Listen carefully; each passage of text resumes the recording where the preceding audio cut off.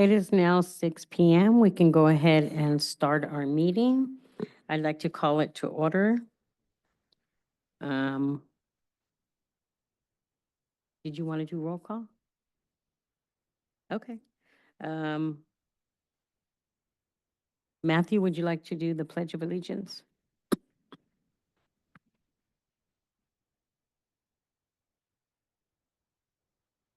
Pledge allegiance to the flag of the United States of America and to the republic for which it stands, one nation, under God, indivisible, with liberty and justice for all. Thank you.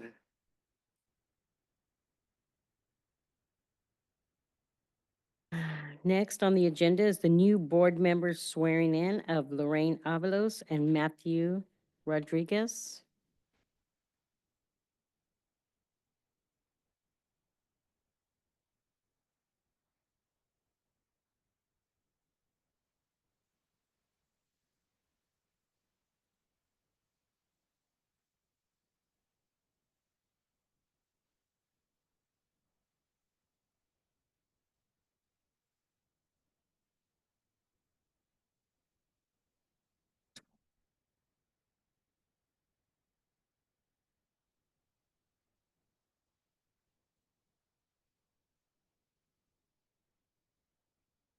I'm getting dizzy.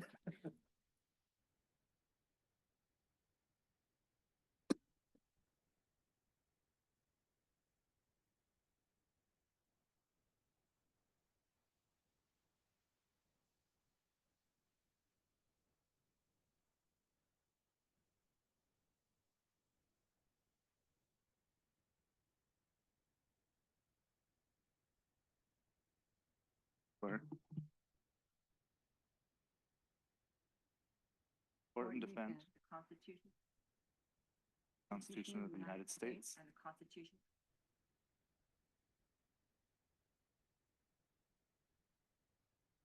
all enemies, foreign and domestic, that I will bear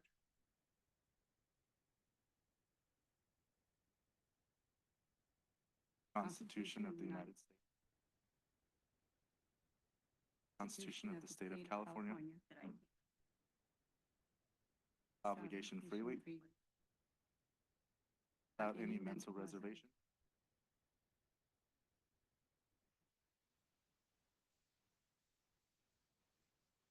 charge charge the duties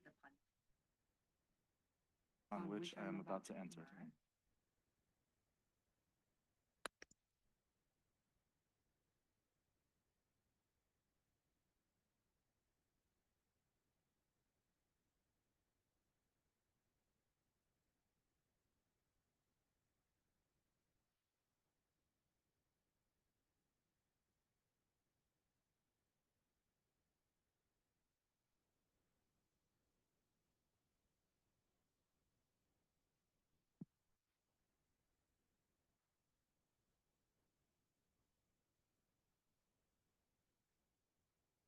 Congratulations. All righty. Now we can go ahead and conduct roll call, please.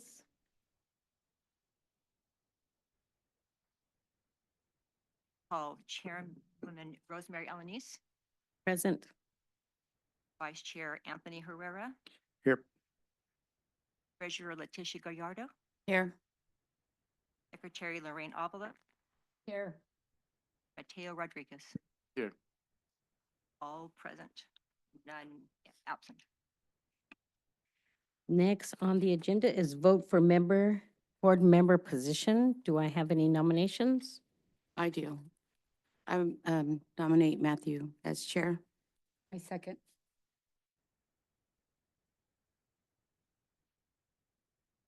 The roll call.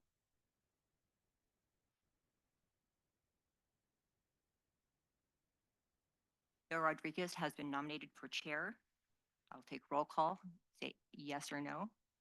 Rosemary Alanis, No. Anthony Herrera, Yes. Leticia Gallardo, Yes. Lorraine Avalos, Yes. Rodriguez. Yes. Vote is passed. Mateo Rodriguez is the chair. Congratulations. Next on the agenda is public comments. No, we have to do Vice Oh. President. I make a nomination for Lorraine Avalos to be Vice President. A second. Second, you have to be second. I was caught unaware. Can we get who nominated last for the president, for the chair? That was Me. Letitia, that was you? Seconded that, correct? Nominated, Well, no, I nominated, he's second, That Matthew was this one. seconded. She was- Okay.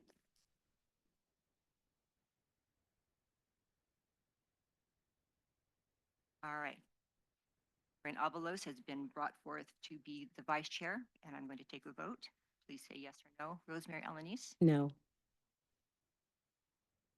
Anthony Herrera, Yes. Chi Gallardo, Yes. Lorraine Avalos, Yes. and Mateo Rodriguez. Yes. Favor of Lorraine Avalos as vice chair. Congratulations. Moving on, public comments. Now we need to do the treasurer's position. Secretary. Oh, I'm sorry. Okay. A nomination for treasurer.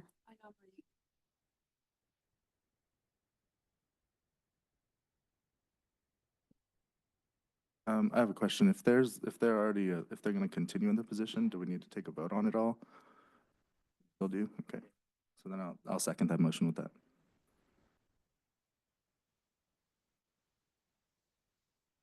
For treasurer, we have Letitia Gallardo. And please answer yes or no. Rosemary Alanis, No. Anthony Herrera, Yes. Gallardo, Yes. Lorraine Avalos, Yes. Mateo Rodriguez. Yes. Passed, and Letitia Gallardo remains our treasurer. Secretary position. Now we will vote on secretary. I'd like to nominate Lorraine. Vice. Vice She's chair. Oh, she got the chair. Mhm. Oh, well, Vice there's president. another position. Does anybody like to, or have any interest in it? Mm. We can run it vacant. If not, it could be okay vacant. I don't want to nominate anybody Oh, who you'll doesn't be want to. secretary? Wanna do it? Sure. Yeah. I'd like to Anthony will nominate be Anthony. secretary. Anybody second? I'll second. Nominated, Yes, moved for the nomination. and who seconded it? I'm sorry. Tisha. Right, we'll take a vote for Anthony to be the secretary. We have Rosemary Alanis, Yes. Anthony Herrera, Yes. Gallardo. Yes. Lorraine Avalos, Yes. Rodriguez. Yes. Very much, that has passed. All right. Now we can move forward with public comments. I have a question before we go. Do I assume the duties on the next meeting or this one? I'm your chair now, so. The bylaws don't address that, so that would be up to you. How the most recent, to continue this meeting. Want to take over now?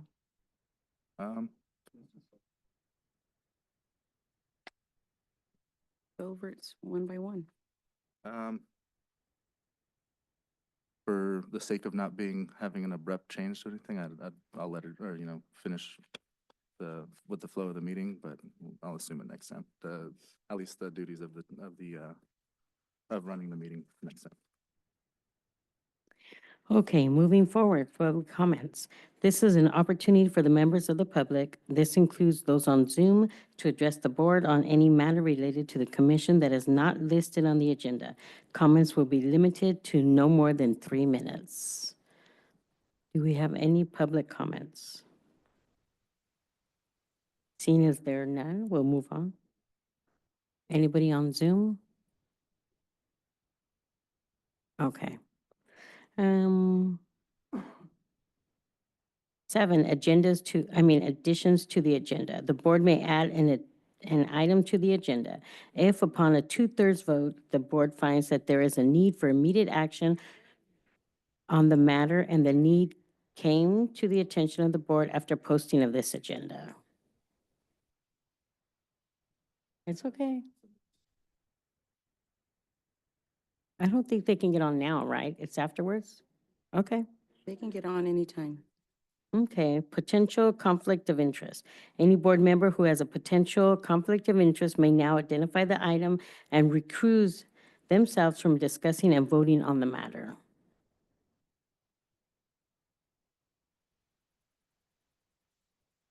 Okay. Wait a minute, I want to, hold on. Go back to 7. I want to ask if, as of today, I can pick up the mail that comes to the city hall, our Selma Healthcare mail. Wanted to ask that. Can we put that on the agenda or no? No, you can only add something to the agenda if it's based on information received like after the agenda was posted. Okay, So, but I don't think there's a problem with getting general direction from the board. I'm not really familiar with the circumstances of what you're asking about. okay. Okay, let's go. Oh. 8.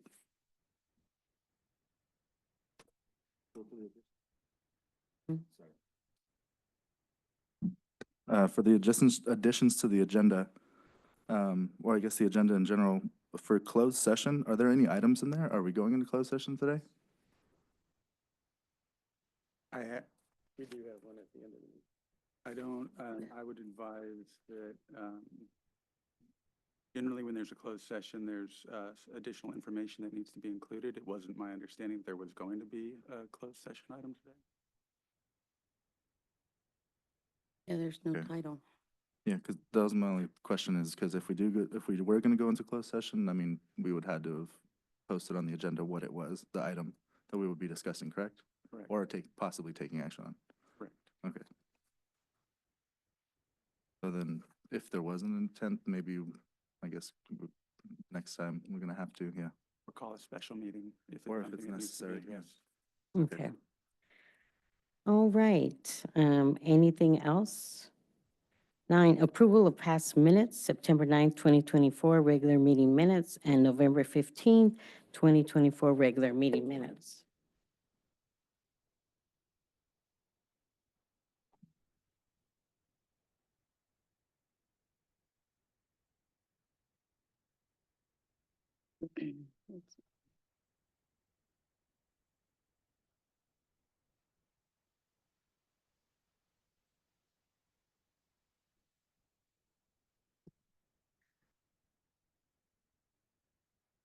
I make a motion to approve both minutes.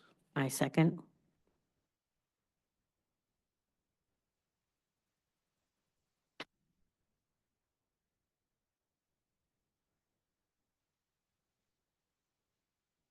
Seconded, did anybody?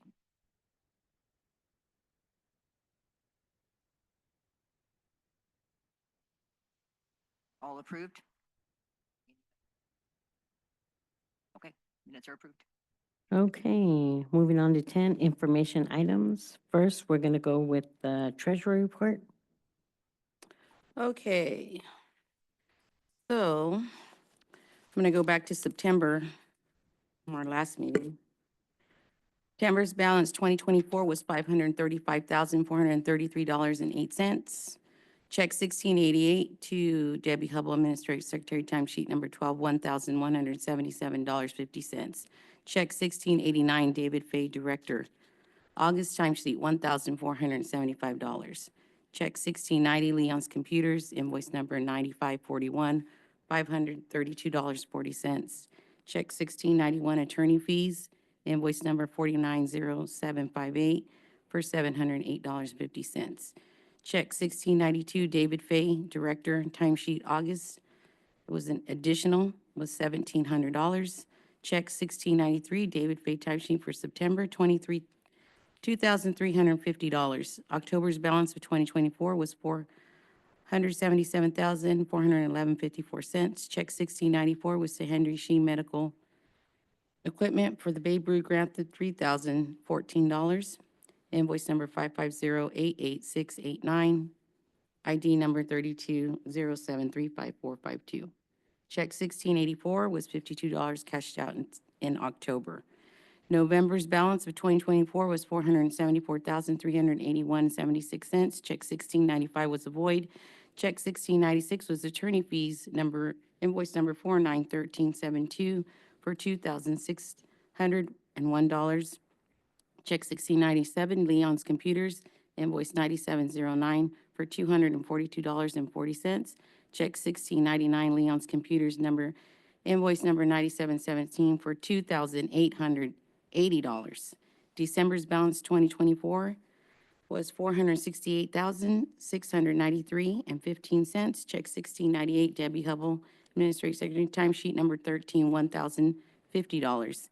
Check 1699 was cashed out in November. Check 1700 was our insurance renewal. Invoice number 45447, $1,312.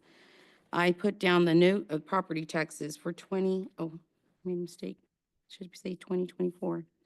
February 5th, 2024, a deposit of $103,729.83.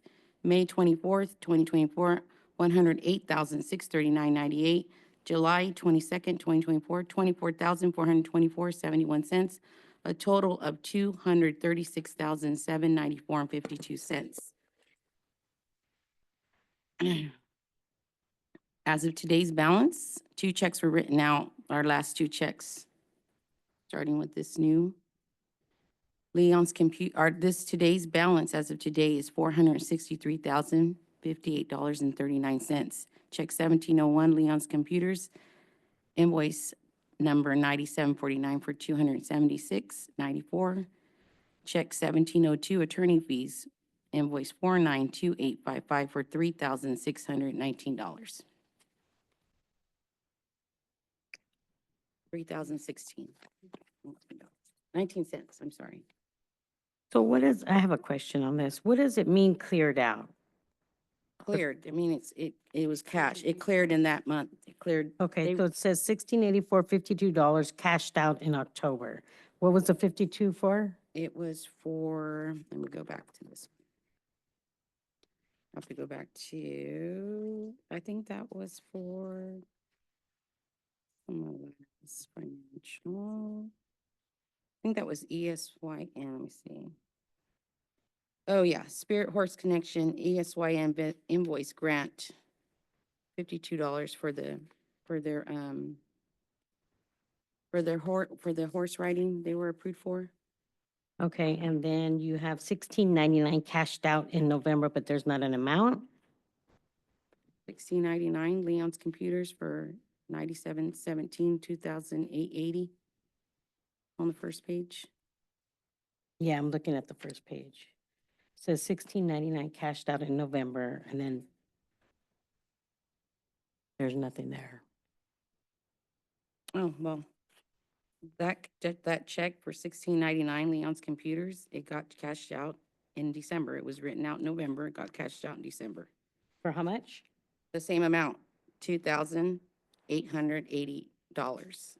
It's the same check. Okay. Yeah. Okay.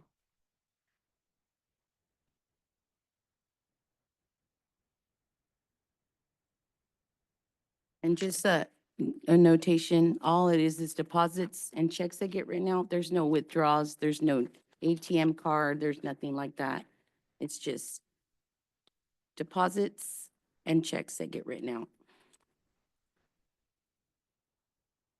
Does anybody have any questions regarding the treasurer's report?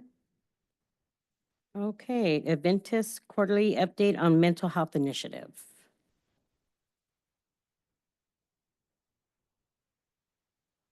Hang on. Oh, there we go. Hey, guys, how you doing?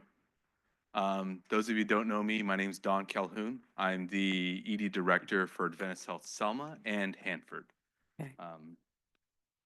So I guess we're going to review our grant money that was awarded to us for our licensed social worker program. We'll pull up the PowerPoint here, go over some numbers.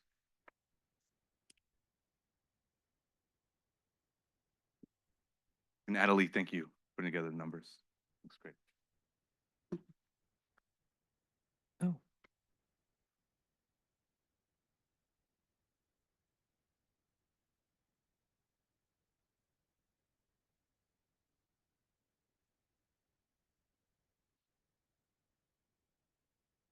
All right, so this is our report update. We can go ahead and go to the second slide. So success and achievements. What we have here is an orange graph. Starts at Q1, ends at Q4. And what this graph shows is a awesome trend, a downward trend of cancellations. So baseline in Q1, we were seeing about 32% of our behavioral health or mental health patients who made appointments in our clinics cancel. And 32% maybe is a little high even for a clinic visit. But we see a steady downward trend into Q4 with an awesome cancellation rate of 14.4. Those are good numbers. Significant reduction in missed appointments reflects improved patient care and adherence to higher retention rates and therapeutic settings. So we can go ahead and go to the next slide. So this is awesome. Total patients serviced in all 4 quarters, 464. 374 of those patients were clinic patients and 90 were emergency room patients. So please keep in mind that before we had the licensed social worker, we were utilizing local law enforcement to place 5150s. So essentially we were pulling them off of what they needed to do for our community in order to assist us with behavioral health patients. We had a record-breaking therapy session in October, seeing a total of 57. Again, I wish all my graphs looked this way as a director. A nice positive upward trend. We see a slight dip in November, but we didn't have all the numbers in November when we were originally going to present that to you a few months ago. So we'll probably see a plateau in December. Things typically slow down for December and January, but should pick back up. Majority of residents do reside in Selma. So the upper right half of this graph shows, I can't see that far. What is that, 38, 98? What is it? 83. 83. 83 patients are from Selma. And again, great graph. You can see a decline in our neighboring rural communities. I believe we had a few questions about serving Selma residents over others. It's very clear the majority of our patients are Selma residents. We also have the zip code beneath that, 93662, the home of Selma, California. So it's looking great.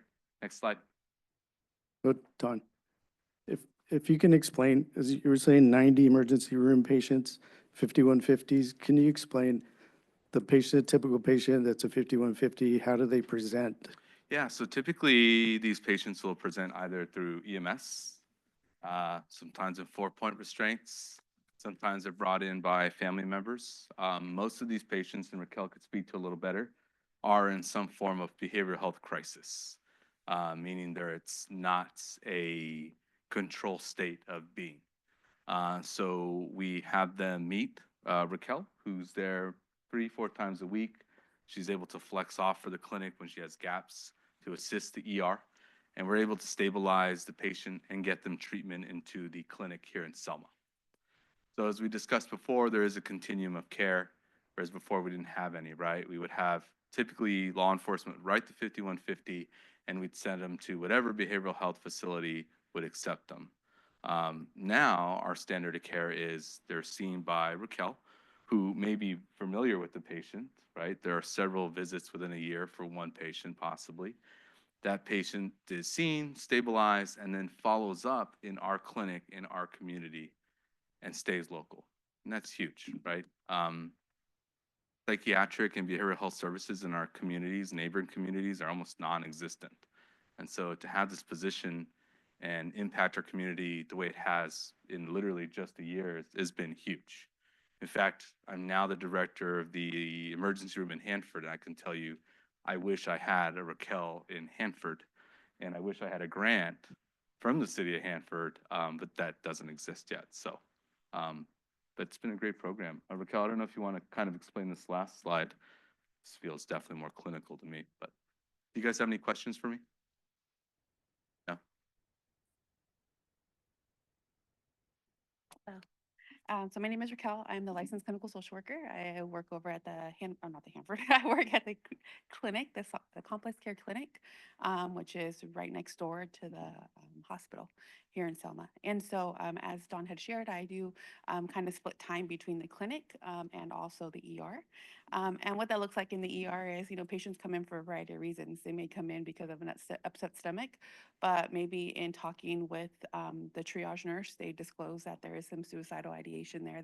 They are struggling with their mental health. They do want resources, but they just haven't yet made that connection to therapy. Maybe they haven't made that connection to services yet, or they're on a wait list somewhere, or they never been called back, or they missed their appointment and they're kind of lost in that whirlwind of, that gap where people kind of fall out through that gap. And they just don't call back and never get those services. And so the nice thing about this program is that it gives me the opportunity to kind of meet them in person.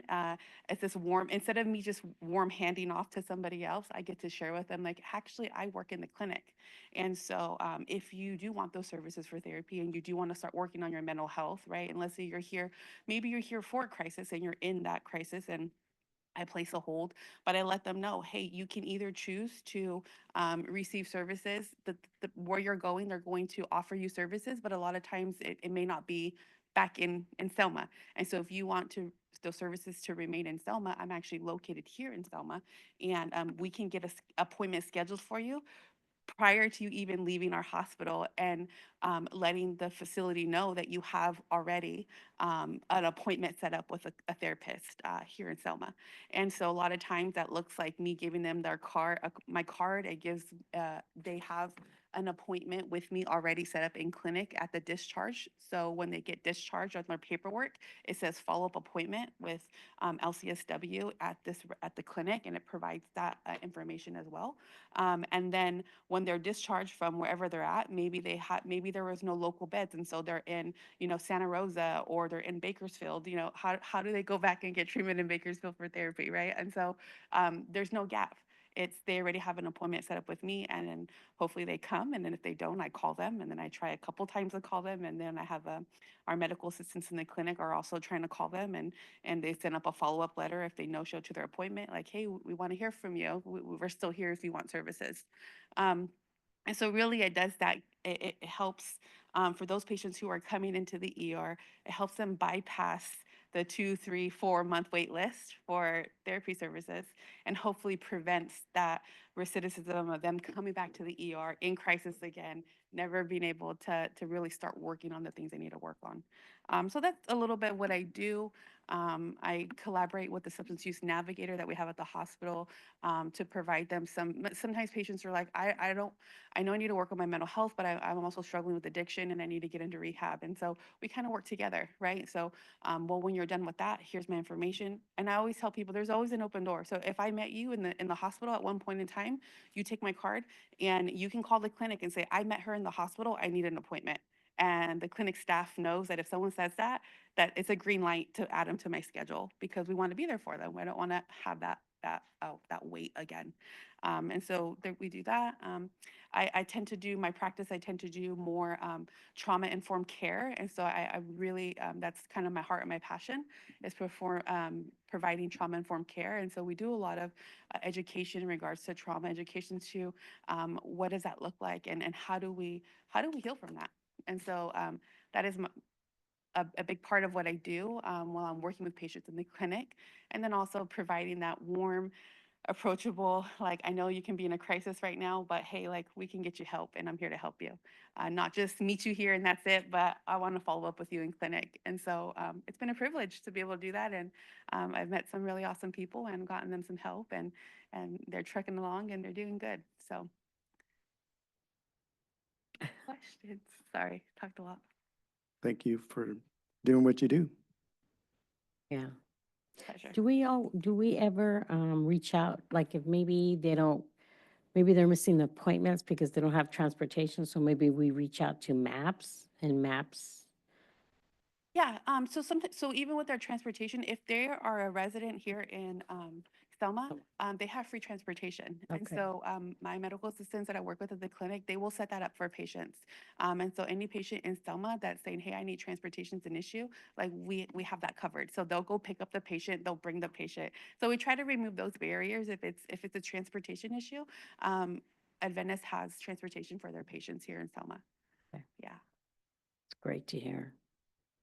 A lot of times they miss their appointments because they don't have transportation. Definitely. Yeah, Yeah. no, for sure. And so I've had quite a few say, I need help getting to the appointment. Yeah. It's like, oh, no, no problem. Like, I'll get the medical assistant to help out with that. And so they usually schedule it, and then they'll go pick them up and bring it. I think it's like a 25-mile radius in this area. Great. That's great to hear. Thank you very much. What is a EMDR therapy? Yeah, so it's a specific therapy focused on resolving trauma. So it's a lot of times used with PTSD, a lot of significant trauma issues. And so it's a specific type of therapy that we utilize. And so it's going to work with, it stands for eye movement reprocessing and desensitization. And so it's a fancy way of saying that we're going to utilize bilateral stimulation, which essentially just means we're going to activate the left part of the brain and the right part of the brain while we're in therapy. So that can look like them potentially following like my fingers as we're doing an exercise, or I have these little tappers that they can use, or they can kind of tap themselves. And so it's a process in like getting our body comfortable and aware. And it's actually what our brain does when it sleeps. So when our brain processes the whole day, it does that while we sleep, and it kind of does its own kind of EMDR and REM sleep. And so the cool thing is when we're working with trauma, we can actually do that while someone's wide awake and conscious as well. And so it really helps people get unstuck from that traumatic event or experience. And what we use to measure is called like the SUDS, the subject units of distress. So maybe they come in with a SUDS of 10, meaning that's like the highest level. They're in panic attack. They're not okay. Like, so our goal is to get that down to a 0-1.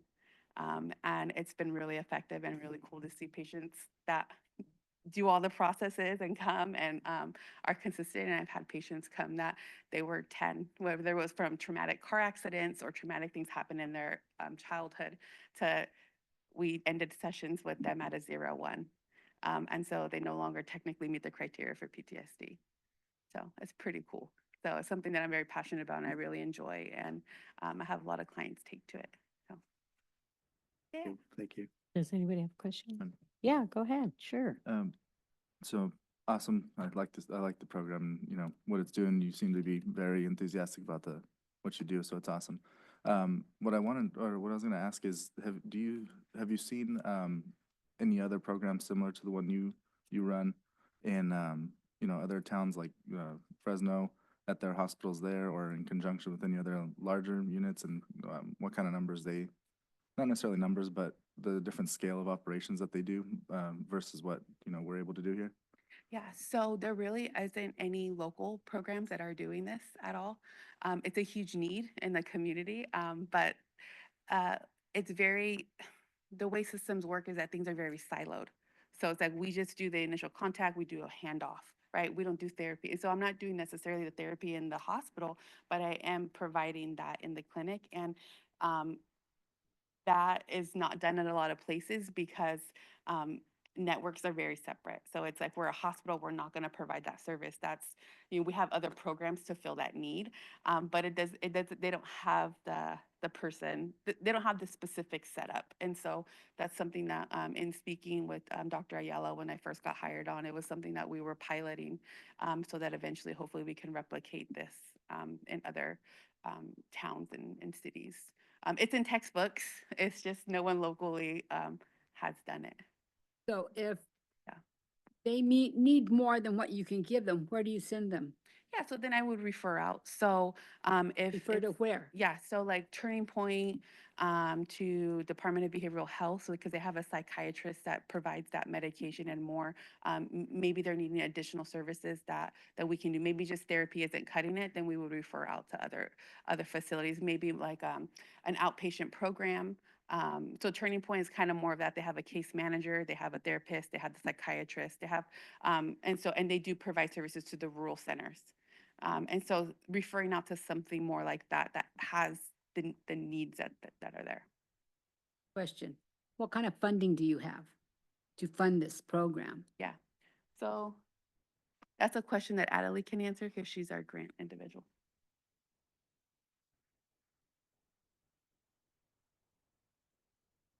So currently, the funding that we have is through the Selma Healthcare District, and which is funding the program at 50%, and then Adventist Health is matching the rest of the budget for this program. So Adventist Health is doing the other half. The other half? Yes. Okay, I'm gonna sound like a broken record, but my question is, I'm not saying to get 50,000 from each one of these cities, but at least get a little something from these cities, because they're close to half of the patients that you're seeing. I mean, isn't that doable? At least ask them for a little bit? Well, because Adventist Health is matching the Uh-huh. grant, there's really not a need for us to go to other communities and ask them to give a Okay, but then portion. if we decide to go down in your grant, Then Adventist Health is fully committed to supporting this initiative because it's oh, so very you wouldn't go to important. another city, you wouldn't go to any other of the cities to ask for anything then? No, because of a majority of the patients that are benefiting from this program are Selma residents. Lorraine, if I could add, I would think as this, well, it's not a pilot program anymore. I would think that, if those numbers increase, let's say we were getting residents here, 20, 25, 30 from another city, at that point, it would warrant going to that city. But I think right now, those numbers of those patients coming here, a couple from other cities, each city, 1, 2, 3, 4.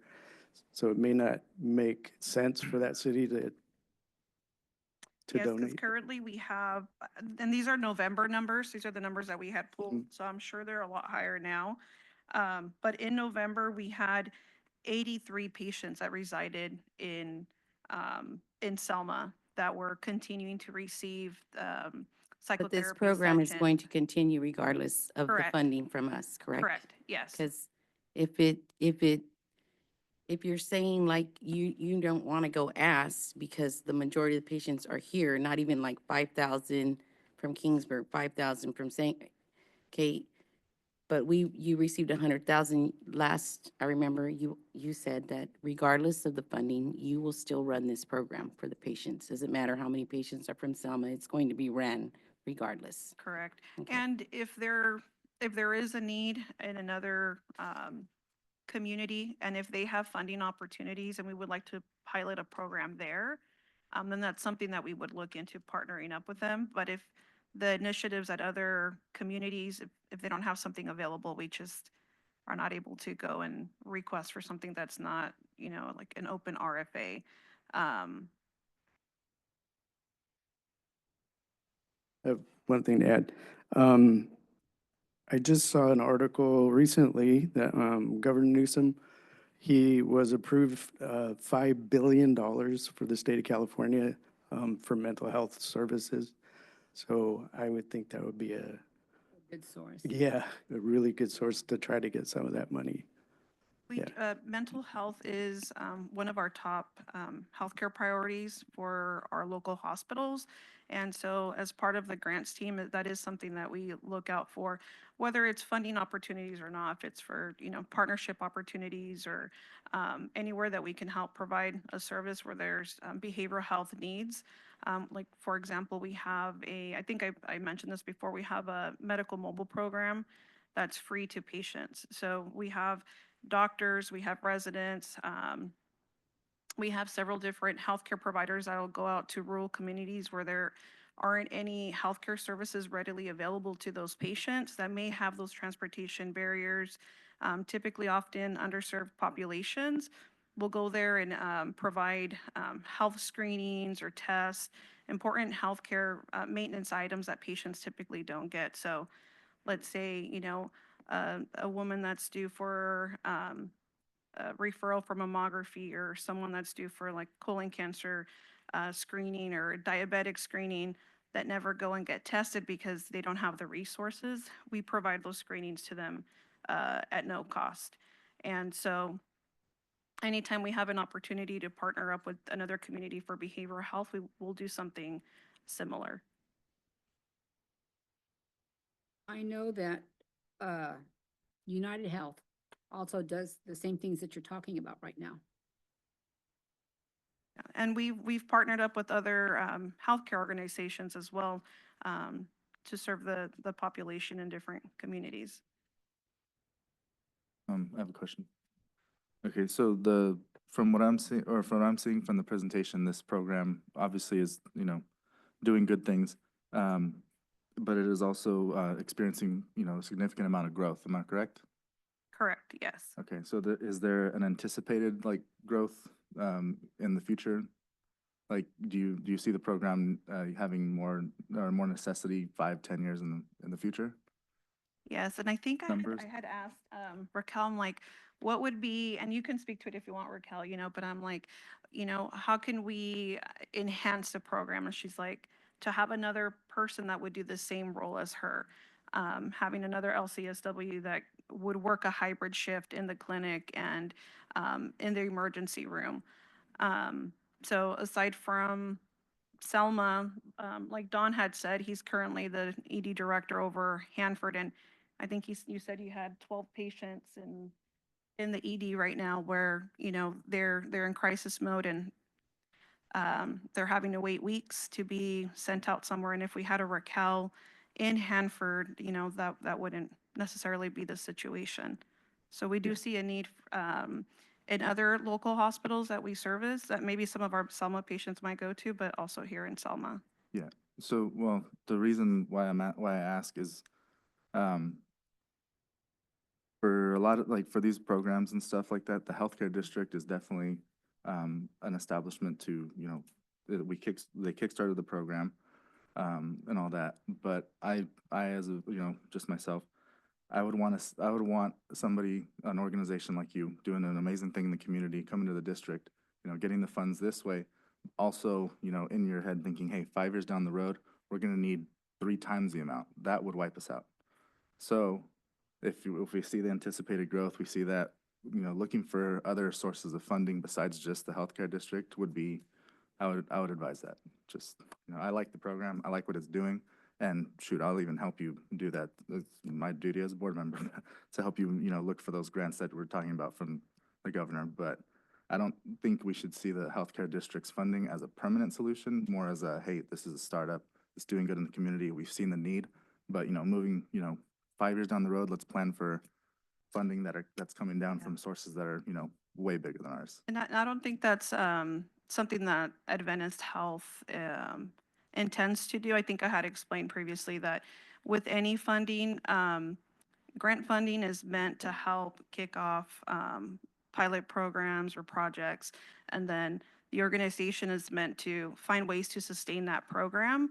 And that was the intent with this pilot project. We were very blessed to have a second year of funding from the district to continue this project. But the intent would be for us to sustain the program. And we do have Adventist Health full support to continue this program. And we do match beyond the 50%. Like there's clinic staff time, you know, provider time that we I invest can as imagine, well. yeah. I just wanted to add on that. I think we should all keep in mind that the $100,000 is what you guys can do for your community. What kind of impact can you drive with that money? And Adventist is 8 hospitals big across the northern market and southern market with over 60 clinics and network. I don't imagine that you could make $100,000 impact your community the way we have, right? We have the base, we have the infrastructure, we have the licenses to impact the community immediately, right? So I want us to keep that in mind because $100,000, let's keep it in perspective, in hospital money, it's helpful, right? But we're talking multi-million-dollar operations on a monthly basis, you know? So we were excited to partner with you guys in an effort to impact the citizens in which you represent. Questions that we can help answer tonight? No, I just think, again, 2 years ago when we, as a board, it was the unanimous decision to fund the project. You guys just ran with it and to where it is now. Because again, one person that's in crisis, who's a danger to themselves or somebody in the community, to go to your facility to get help throughout the whole continuum of care, all the way back to therapy, is, I never imagined where it would be. So thank you for running with it. Our pleasure. Thank you for your partnership. We appreciate it Thank you. Does anybody have any questions? Thank you. very much. Appreciate it. Next, we're moving on to Selma Fire Department update on CPR classes.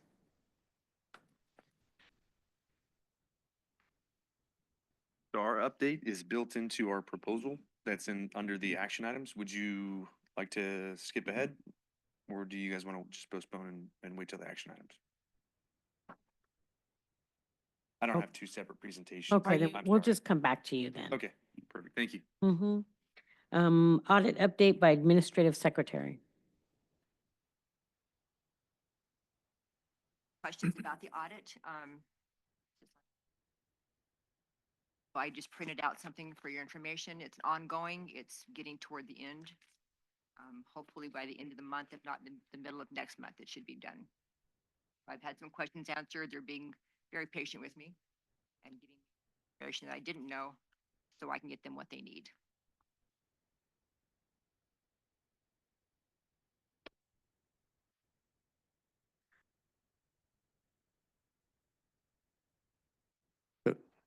Just to clarify,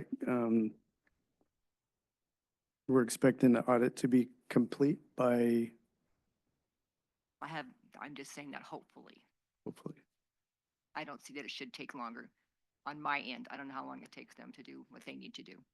Do they need any additional information, or do they have everything they need at this point? I just sent them 3 items today. There may be more. But as far as I know, I have everything I need. There might be something I need from the treasurer, but that'll be taken care of, I'm sure. Okay, thank you.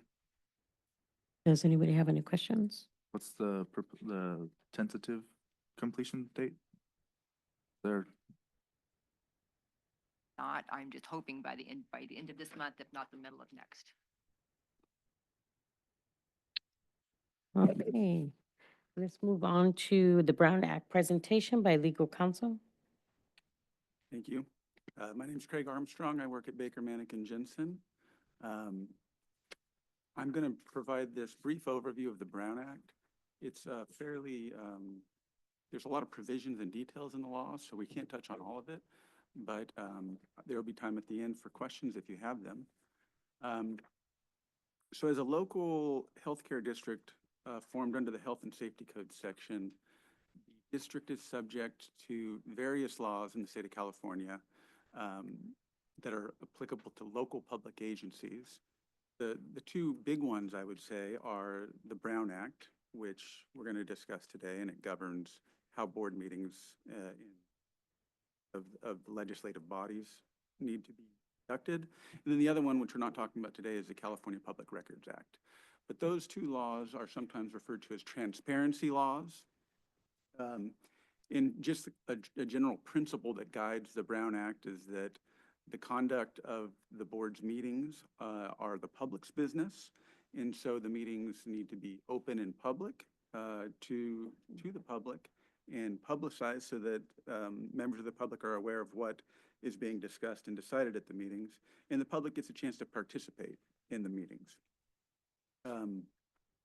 So the Brown Act applies to what are called legislative bodies, and without getting in the weeds too much about it, essentially the legislative body of the district is this board.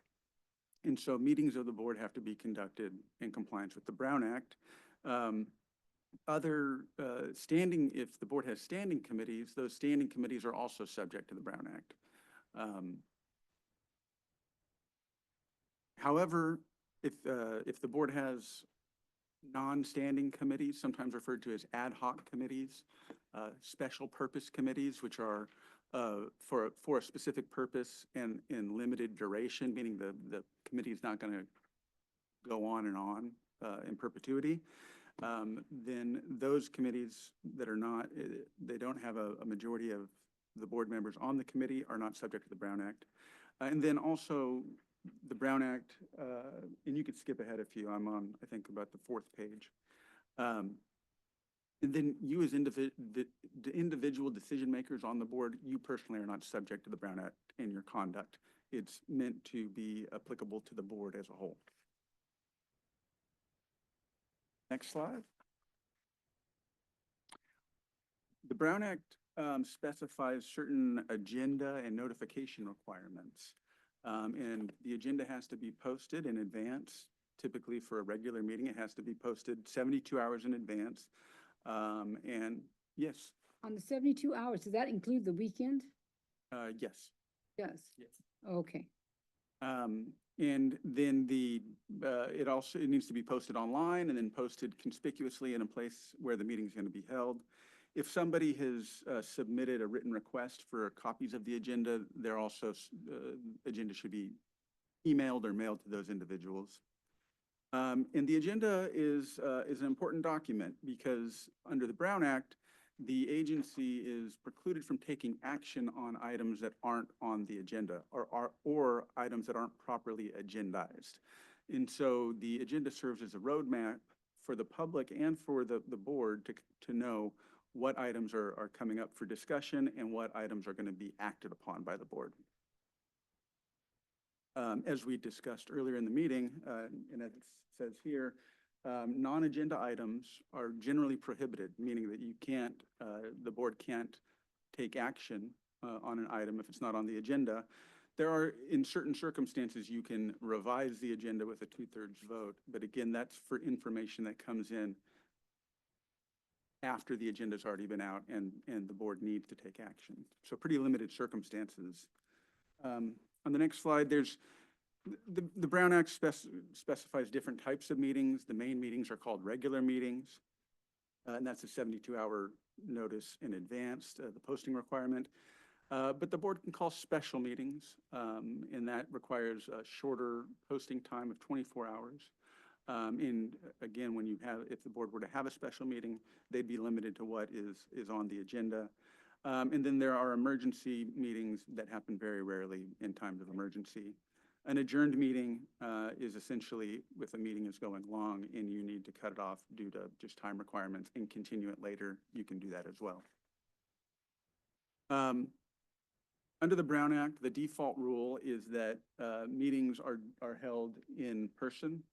And meetings have to be held in person within the jurisdiction of the district. So for example, for this board, it would be the jurisdiction of the healthcare district and holding it here, so that satisfies that. The Brown Act does provide for teleconferencing, and over the last few years, specifically with COVID, some of those rules have changed quite a bit, but there's what are referred to as the traditional rules, which means that if a member of the board is going to be participating remotely, the agenda has to specify the location from which that member is meeting, and that location has to be open to the public as well, and you have to post an agenda there as well, just as if it's another meeting place like this. Under Assembly Bill 2449 a few years back, the Brown Act was revised to provide for additional teleconferencing when there's a just cause or emergency circumstances. If you're going to do that, there's requirements in the Brown Act that require the public to be able to participate via remote, by video and teleconferencing means. And there's a limitation on how many times individual board members can use just cause or emergency circumstance justification for being remote. Some, I guess, additional exceptions to what a meeting is. Again, individual contacts of a board member, meaning when you're talking to somebody just out in public, you're not subject to the Brown Act at that time. It's for meetings. Conferences, if a majority of the board were to go to a conference, that would be permitted so long as they're there for conference purposes and they're not conducting the business of the district at that meeting. Same with community meetings, again, that's something that you can do. Other legislative bodies, meaning if you were to go, if the board, majority of the board were to go to another public agency's meeting, that's permitted as well. Standing committees, I had mentioned earlier that standing committees are subject to the Brown Act. That's true. If you're a member of this board and you're not on a standing committee, you can attend that meeting, but you're attending it in your, essentially in your personal capacity. You're not acting as a member of that committee. Server. And then social and ceremonial events, the Brown Act contemplates that a majority of the board might go to a social or ceremonial event. And again, the board wouldn't be conducting business at that meeting. They'd be attending it for purely social or ceremonial reasons. Another item of importance under the Brown Act is closed sessions, because again, default rule under the Brown Act is that the conduct of the board has to be done open and public, and the public has to have the ability to participate. But there are certain circumstances defined in the law, and they're relatively limited, in which the board can convene in closed session, meaning just the board and any advisors to the board that the board deems necessary for the purpose. This provides the board to handle certain confidential information or sensitive information, again, depending on the circumstances, in closed session. If you hold a closed session, then communications within the closed session are considered privileged, meaning that individual board members should not be speaking about that item outside of the closed session. And then importantly, the agenda, if you're going to have a closed session, has to have specific language regarding why the board is meeting in closed session. The Brown Act, the Brown Act is in government code, if you were to look at California statutes. And the statutes actually provide what's called safe harbor language, meaning that if you're going to hold a closed session meeting for, let's say, anticipated litigation or existing litigation, there's actual language in the Brown Act that you could use on the agenda so that it's clear to the public and clear to everybody involved what the board is meeting to discuss in closed session. And there's the exact information that you include is specified in the statutes. On the next slide, these are some of the main reasons why a board, or I guess typical reasons why boards would meet in closed session. Existing or anticipated litigation, right? If there's a case underway that the district is involved with and that needs to be discussed, closed session. Public employee evaluation, discipline, dismissal, or release. That's another reason. There are some strings attached to those, so if you're going in under any of these closed session rules, I would make sure that you get advice about it.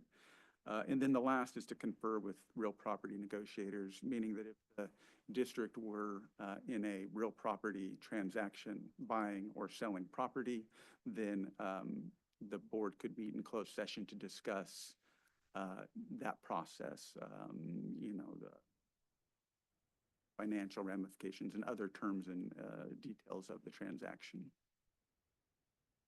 So that's kind of the Brown Act in a nutshell. There are consequences for violations of the Brown Act, and it does come up from time to time. You might have seen about it in the news or heard of cases. But essentially what can happen if the Brown Act is not complied with, then a decision of the board could be challenged and it could be nullified if you didn't follow the proper procedures. Criminal sanctions for intentional violations, that's pretty rare, but it can occur specifically in regards to closed session items. If there's a case brought alleging a violation of the Brown Act, then there could be costs and attorney's fees associated with that. Adverse media attention, diminished public trust, so on.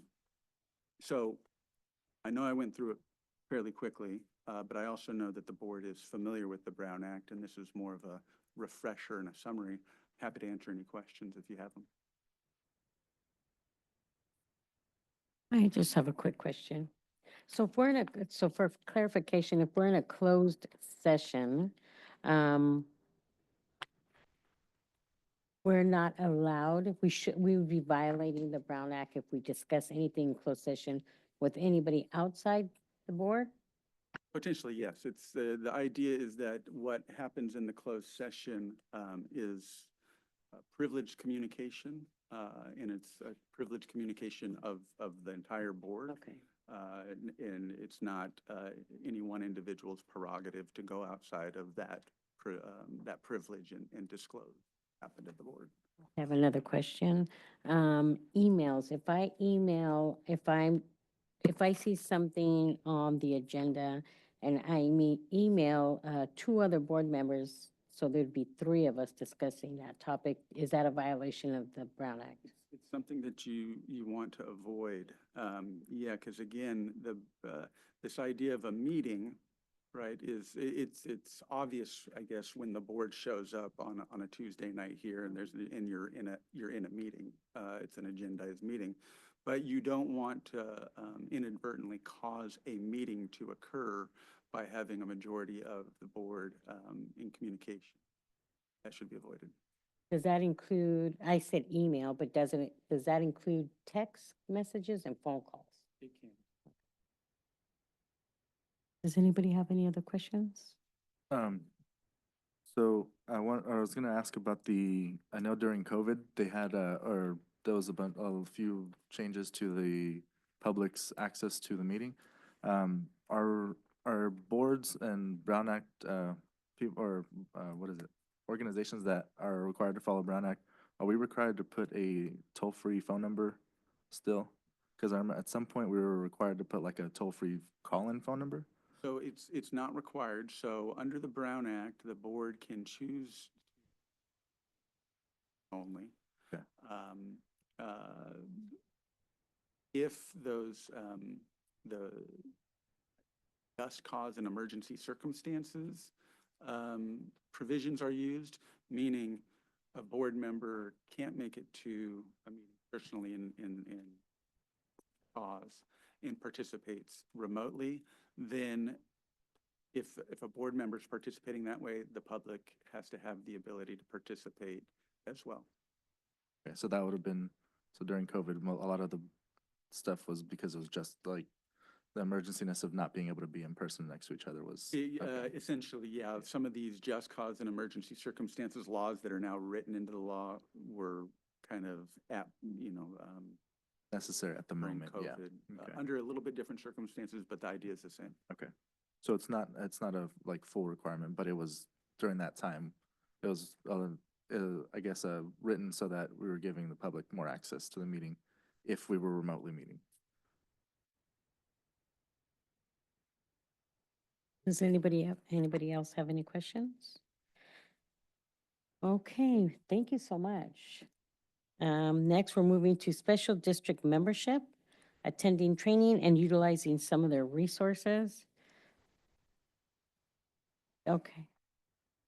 No, I'll go ahead. We'll talk about that. So I believe that we're a member of a special district, this California Special District Association, and there's trainings that the board can attend, and they have resources. We're already paying for it, so we might as well. Yes, there is a cost, but do we have a membership? Yeah, but are we on membership? Do we have a membership? Okay, if we have a membership, they have reduced cost trainings, but they also have resources where we can tap into and utilize if we so wish. I mean, if we're already paying for a membership, we might as well look into what they offer at a reduced cost or free. Yeah, and so Debbie went ahead and attached a little booklet of all their resources. That's, Are those local? some can be via Zoom.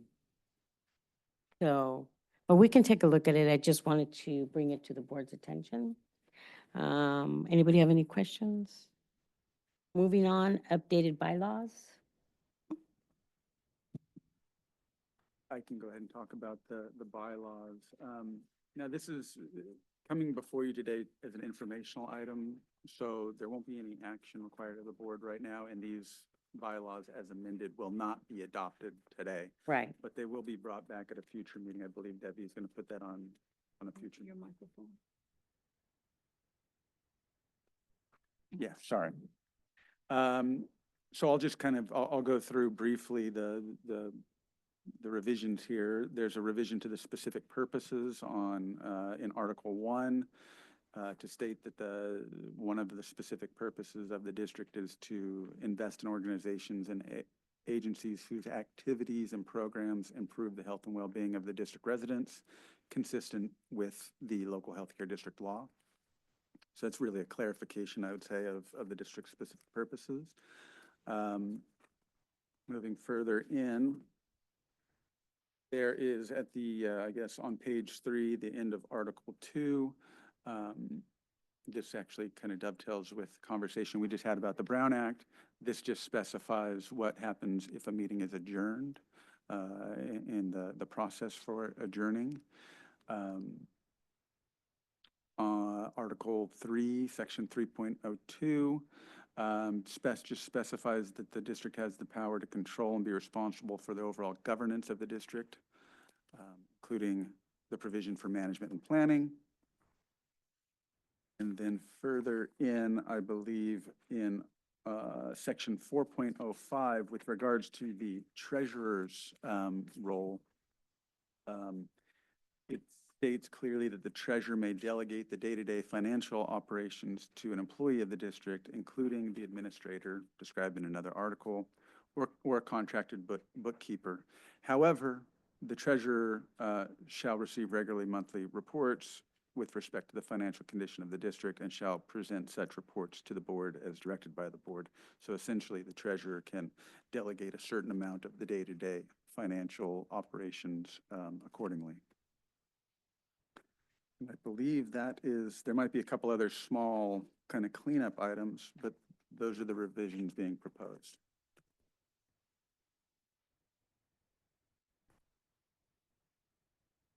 Anybody have any questions? I don't have a question. I have an observation. Also in your packet, we haven't discussed it yet, but the request for qualifications for general counsel.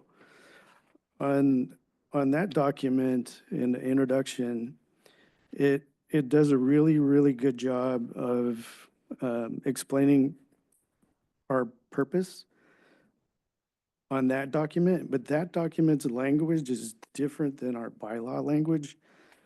And it's more defined. If you read the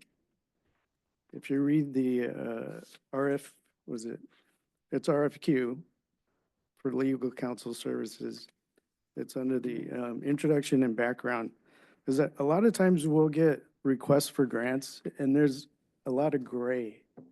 There's a lot of gray, and it gives me anxiety when I get some of the proposals when the organization will try to justify it as health and wellness when really it's a real stretch. But then again, healthcare is a lot of gray areas. Yeah, it is. It's a lot of gray areas. Right. When you think about it. It is, and that's why I was saying it, the language on the introduction and background, if you read through that language, it's more specific and direct. That would eliminate some of the gray that we have to deal with. But if you can just, we don't have to do it today, just kind of look at that language and to see if we can incorporate some of that language into what our general purpose is on the bylaws. Because what we're talking about with the RFQ going out for legal services, that definition is different than our bylaw, and basically it should be the same, right? I thought.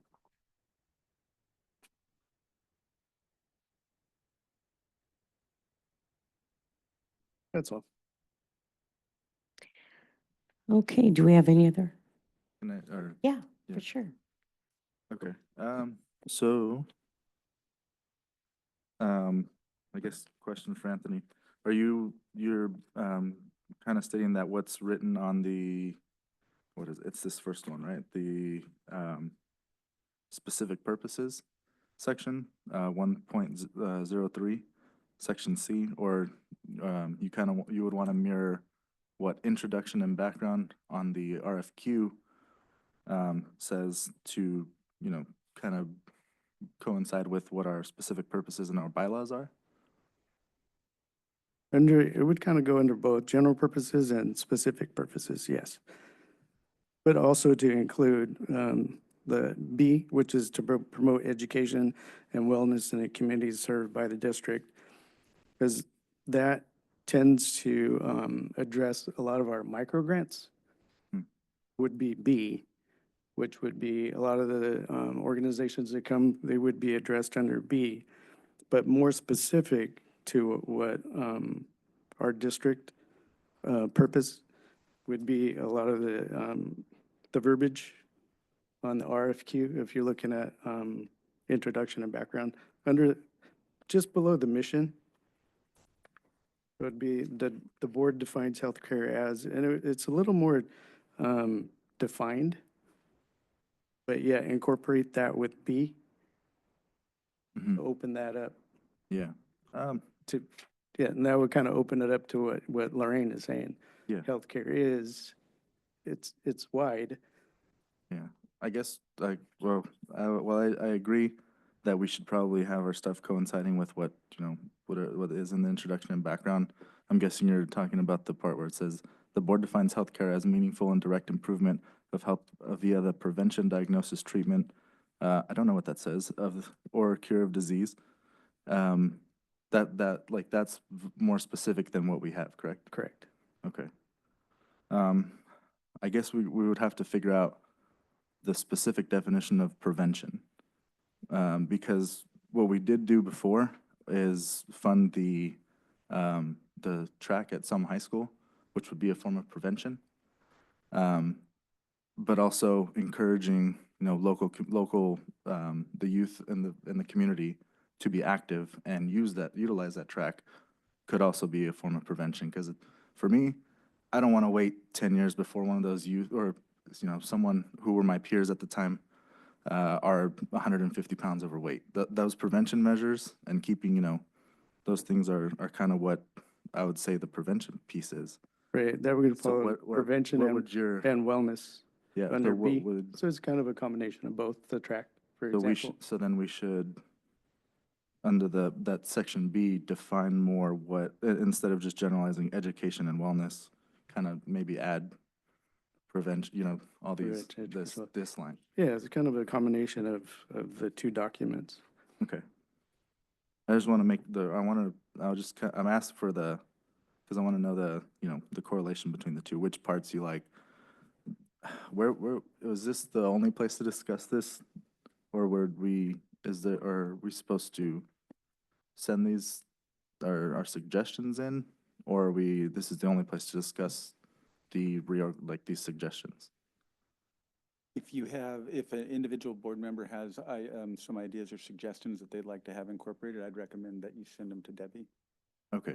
The reason I'm asking is because I didn't join this board because I'm a healthcare director, or not a director, or in the healthcare field. I, ran and did it because I'm a citizen, and this money's coming from, citizens back to the district. Anthony's a healthcare expert. He's in the field. I would want to ask him questions about what's going, the verbiage and stuff. Where would be the best place for me to discuss it, or Can him we or any create board an ad members? hoc? I was gonna say, it might be something, I guess it depends on the level of involvement that the board wants to have with it, but ad hoc committee could be a vehicle through which you could have those discussions. Okay. Would you be interested in being? Very. So maybe how do we go about creating the ad hoc? You could make them since you're still a chair. Okay, well, I'd like to form the ad hoc committee with you and Anthony. Oh. Ask for if there's any what is it? There's no, if there's no opposition, yeah. Want a third person? Ad hocs would only have to be two, correct? Mhm. Yeah, there's only, you can only have two. And it's for specifically going over the bylaws.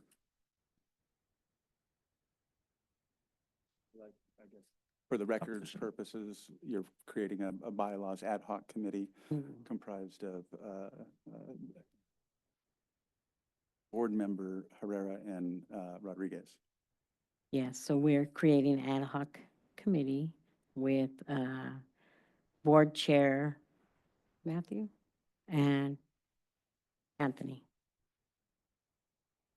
Mhm. And then on the, for the purpose of reviewing the bylaws before the next presentation to the community. And to be clear, Public. that ad hoc committee would not be making decisions about revisions to the bylaws, but they would be recommending Yes. to the board for, Mhm. Brought it up at the next meeting. Yes, right. We have to present it at least a few times. It's what, 3 times before? there's specific provisions in the bylaws to follow. It just Okay. depends on how, I think it's 7 days notice to the full board. Okay, moving on to action items. Proposal request from City of Selma Fire Department for CPR program.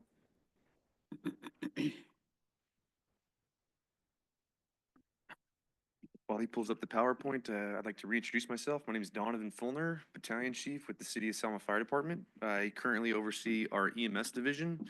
To my left is Daniel Diaz. He's our EMS supervisor who also oversees the EMS division. Born and raised in the city of Selma, graduated Selma High School, so still currently live within the community. So what we're going to be presenting tonight is a program that was delivered last year and was implemented beginning January of 2024. So we'll talk about some updated numbers and in addition to a proposal for calendar year 2025.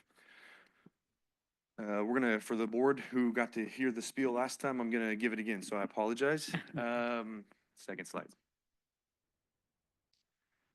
We kind of stole this idea from some European countries. We've compared our data through American Heart Association in America, in the United States, compared to countries like Sweden and Norway.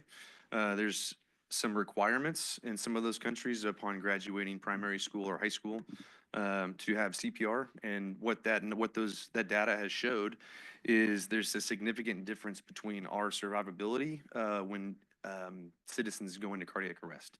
The early recognition and activation of the 911 system is very important. The use of AEDs is also extremely important. But when you compare it to the actual compressions and what that does for the circulation within the body, you can't really compare. So the early recognition and activation of the 911 system in conjunction with early compressions reduces the rate, or increases the rate of survival rather. So locations in cardiac arrest outside of the hospital, homes and residents, followed by the public setting, nursing homes, 16% and 10%. So cardiac arrest is occurring 3/4 of the time, almost, outside the home, out in public. If a bystander is to provide CPR or does not provide CPR, their survival rate falls somewhere between 7 and 10% for every minute that CPR is delayed. To be very honest, our fire stations are strategically located, but we're not always making that 4-minute mark, right? We shoot to hit 4 minutes for a variety of reasons, but realistically, we're not getting there in 4 minutes. So we already, right out of the gate, see a significant reduction in survivability. So according to 2021 EMS US data, 9.1% of all EMS treated patients left. This is the same information you guys got last time. There hasn't been any significant strides over the last year. So 9.1% is pretty significant. When you compare ourselves to our counterparts across the Atlantic, you're seeing somewhere between 15 and 16%, which is huge. If performed immediately, CPR can double or triple that chance of survival. Next slide, sir.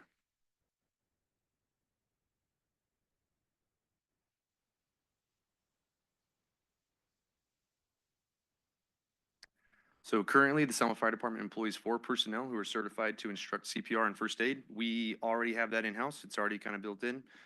We presented this program because we already pay for that. It's already kind of something we do for our own employees. It was a benefit that we could provide to the citizens of Selma, and it's really no additional cost as far as the instructor goes. Currently, the Selma Fire Department does have the ability to teach CPR classes in both English and Spanish. Next slide, sir. Oh, one more, previous slide. 2 more back now.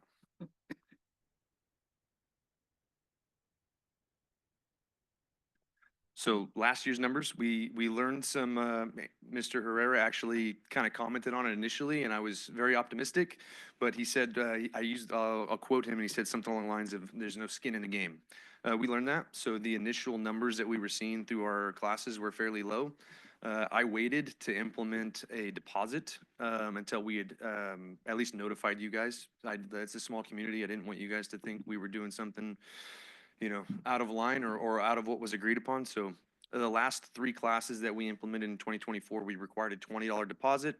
They came down, delivered it in person, which is, we're kind of working through that. There's a lot of technology nowadays, but that we could utilize to our benefit. We haven't quite ironed that out, but we required a $20 deposit, provided them a receipt, and upon their class, we gave them their $20 back with their receipt. We saw drastically different numbers. We were having a few classes with 6 to 7. The last 3 were 9. So our instructor ratio is 9 to 1. We're employing 1 personnel from us to teach. So we have 9 students. And so it was very beneficial to utilize the $20 deposit. So we taught a total of 8 classes, 61 Selma citizens. 2 of those classes were Spanish only. So we wanted to at least address our Spanish speakers within the community of Selma. We also provided a informational and a hands-only CPR. There's some additional information that's come out that rescue breaths, or mouth-to-mouth for layman's terms, is beneficial, but however, the biggest and most important is maintaining those compressions. So we teach a real quick, down and dirty, hands-only CPR. It's just compressions. And that we taught 3 different events: July 3rd at the high school, National Night Out, and then the Christmas Parade most recent. Next slide. Selma Fire Department would like to continue this program. We're looking to just extend exactly what we did last time, 8 classes. We're looking to do 2 in Spanish only. We are currently at a 9 to 1 instructor ratio. That hasn't changed. We have been scheduling every other month, and we've left 2 classes like last time as like a flexible, if we see an overabundance of people, we can do back-to-back classes, or we can double the instructor ratio at that point. If we have a large group of people that would like to take CPR together, instead of doing 1 instructor for 9 students, you can do 2 instructors and 18 students. Next slide. So currently, the cost has stayed the same for the actual card itself. For the certification, it's $23 per person. This is CPR, AED, and first aid. So they do get some first aid bandaging, tourniquet application, Heimlich maneuver, those sorts of things. So $23 a person, 72 students, 9 per class, 8 classes, comes out to $1,656. Next slide, sir.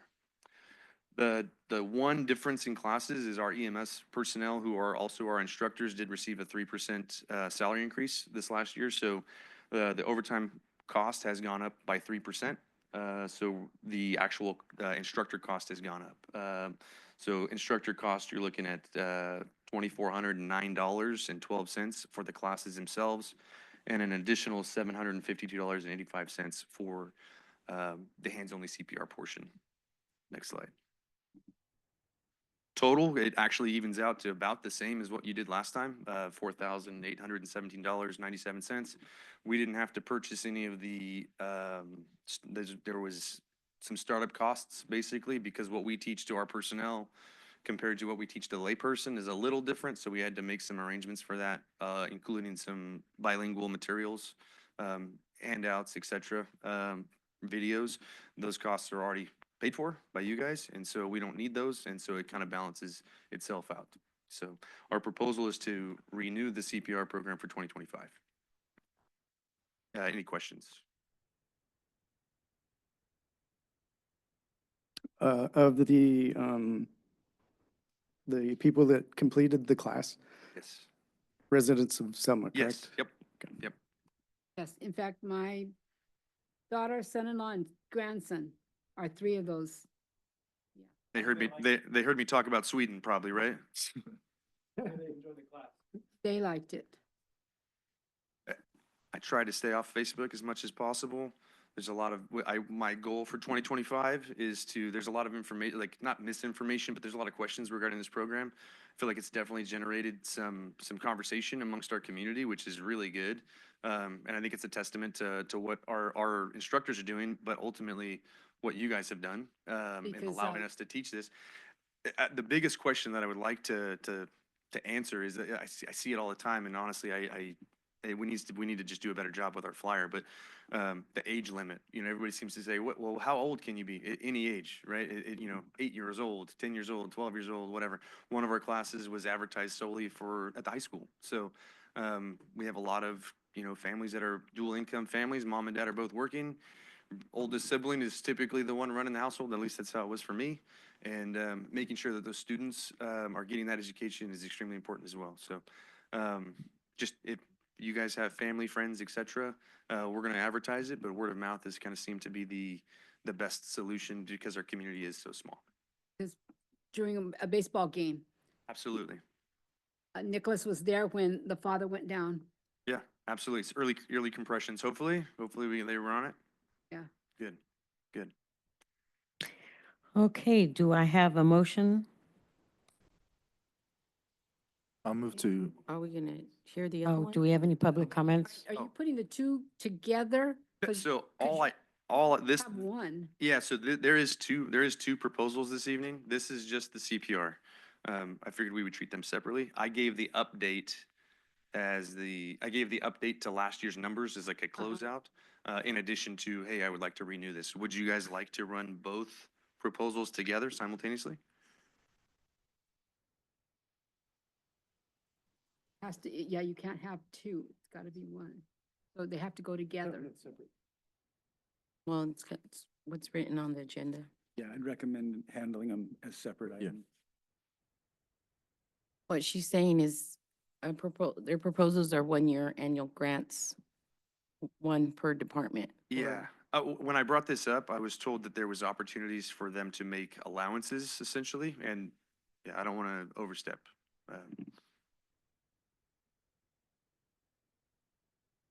Since we didn't have the meeting last meeting, they shared what they're going to propose next, not this one, but next.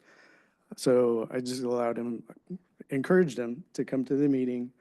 And if we as a board chose to fund the next proposal, as long as we as a board agreed on that, we could do that.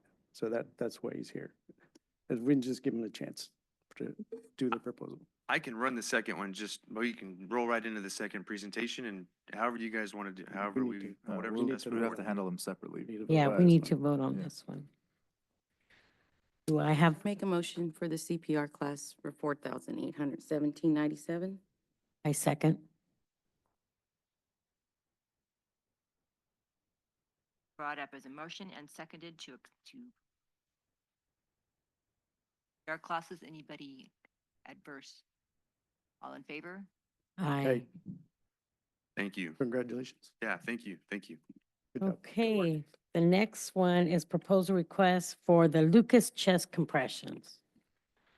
I brought my EMS supervisor, Daniel Diaz. He is subject matter expert on this particular device. So he's going to do a presentation as to the specifications and the specifics to the device itself.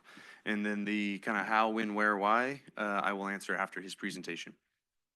In the meantime, we did bring the device so you guys can kind of see it in On the person and see table? how it works. And then I'll talk about what the advantages are in relation, as it relates to our fire department and our EMS services. So Are you guys want to do it ready? on the table? That's even better. Yeah, let's do it. I can do that. Feel comfortable? No comment.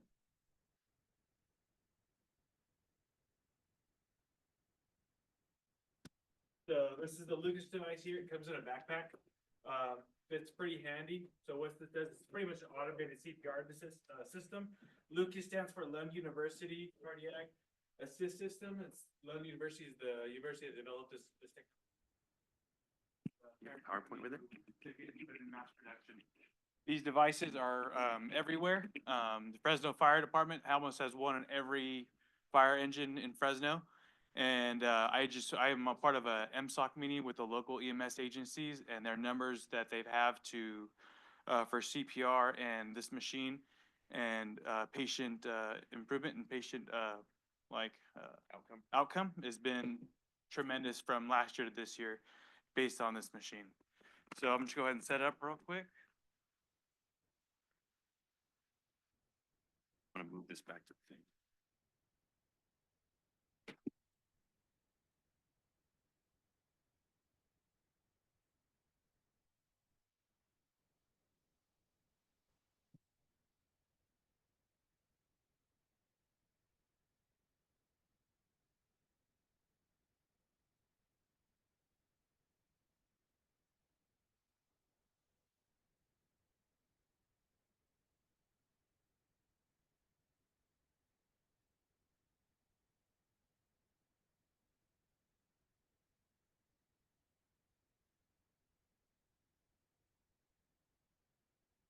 So all it does, you push the on button. It turns on. The suction cup kind of lowers to the patient's chest. And then you just press play. It finds the depth of the patient's chest. And it does continuous CPR. So I am a paramedic. It's my field of work. I'm running a cardiac arrest. So now, instead of having somebody doing CPR, I have somebody to hand me other medications, other things that I need to treat this patient. So not only do I need to do CPR, I need to provide an advanced airway with the intubation. I need to do an IV. I need to give cardiac meds. I need to do all that stuff while this is actually going on. And instead of having somebody either in my way, somebody can be there helping me and assisting me in my. So, and then after 2 minutes is up, you press pause. Pauses, you examine the monitor, you provide a shock or defibrillation if you need to. After that is done, you just keep going, you press play, and it's back on. So this is really, really good for tight spaces and transport inside an ambulance. So right now, what we do, our firefighters that we take with us for our cardiac arrest, they are standing unrestrained in the back of our ambulances. And that's dangerous. Like the code 3 odds of getting into a car accident almost double because people are on the lights. So by using this machine, it takes away that possibility. So this takes that place of that firefighter. They can sit there restrained and help ventilate the patient.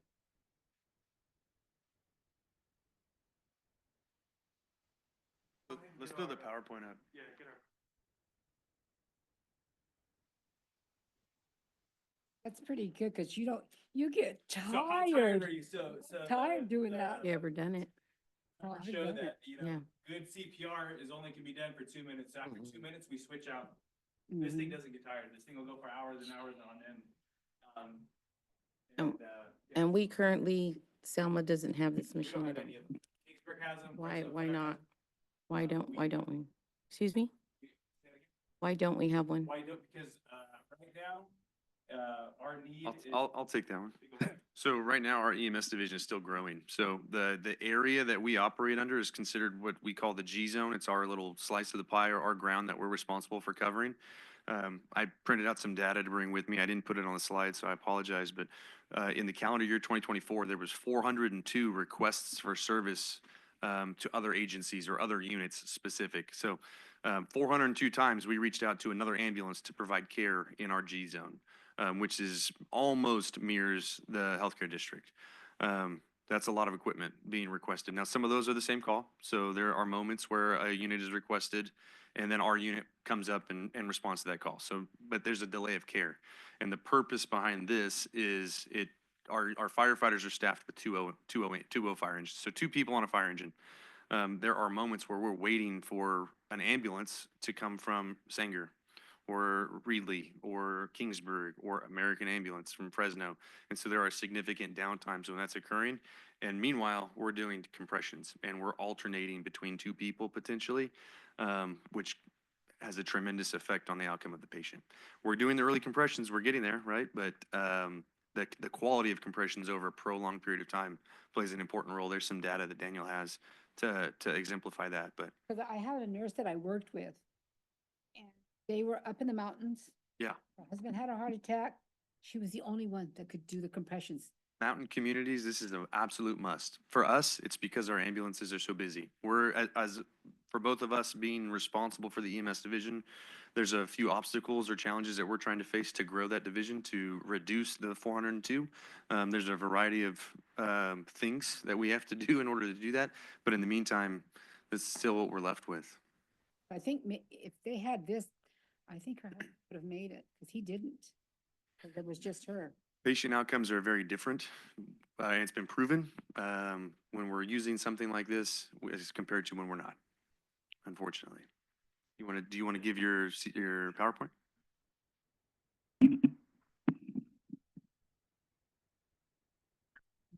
Let's see. So the quality of care, it improves outcomes, it contributes to increased survival rates in systems of care.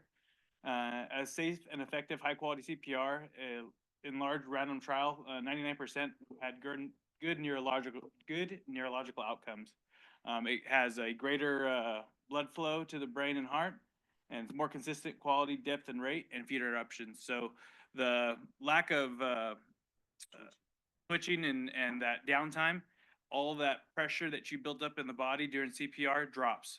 With this machine, it kind of stays consistent and it has better outcomes, and it's proven to have better neurological outcomes at the end of the day. Next slide. So the qualities, caregiver safety facilitates extended resuscitation efforts like Chief Fulner was talking about.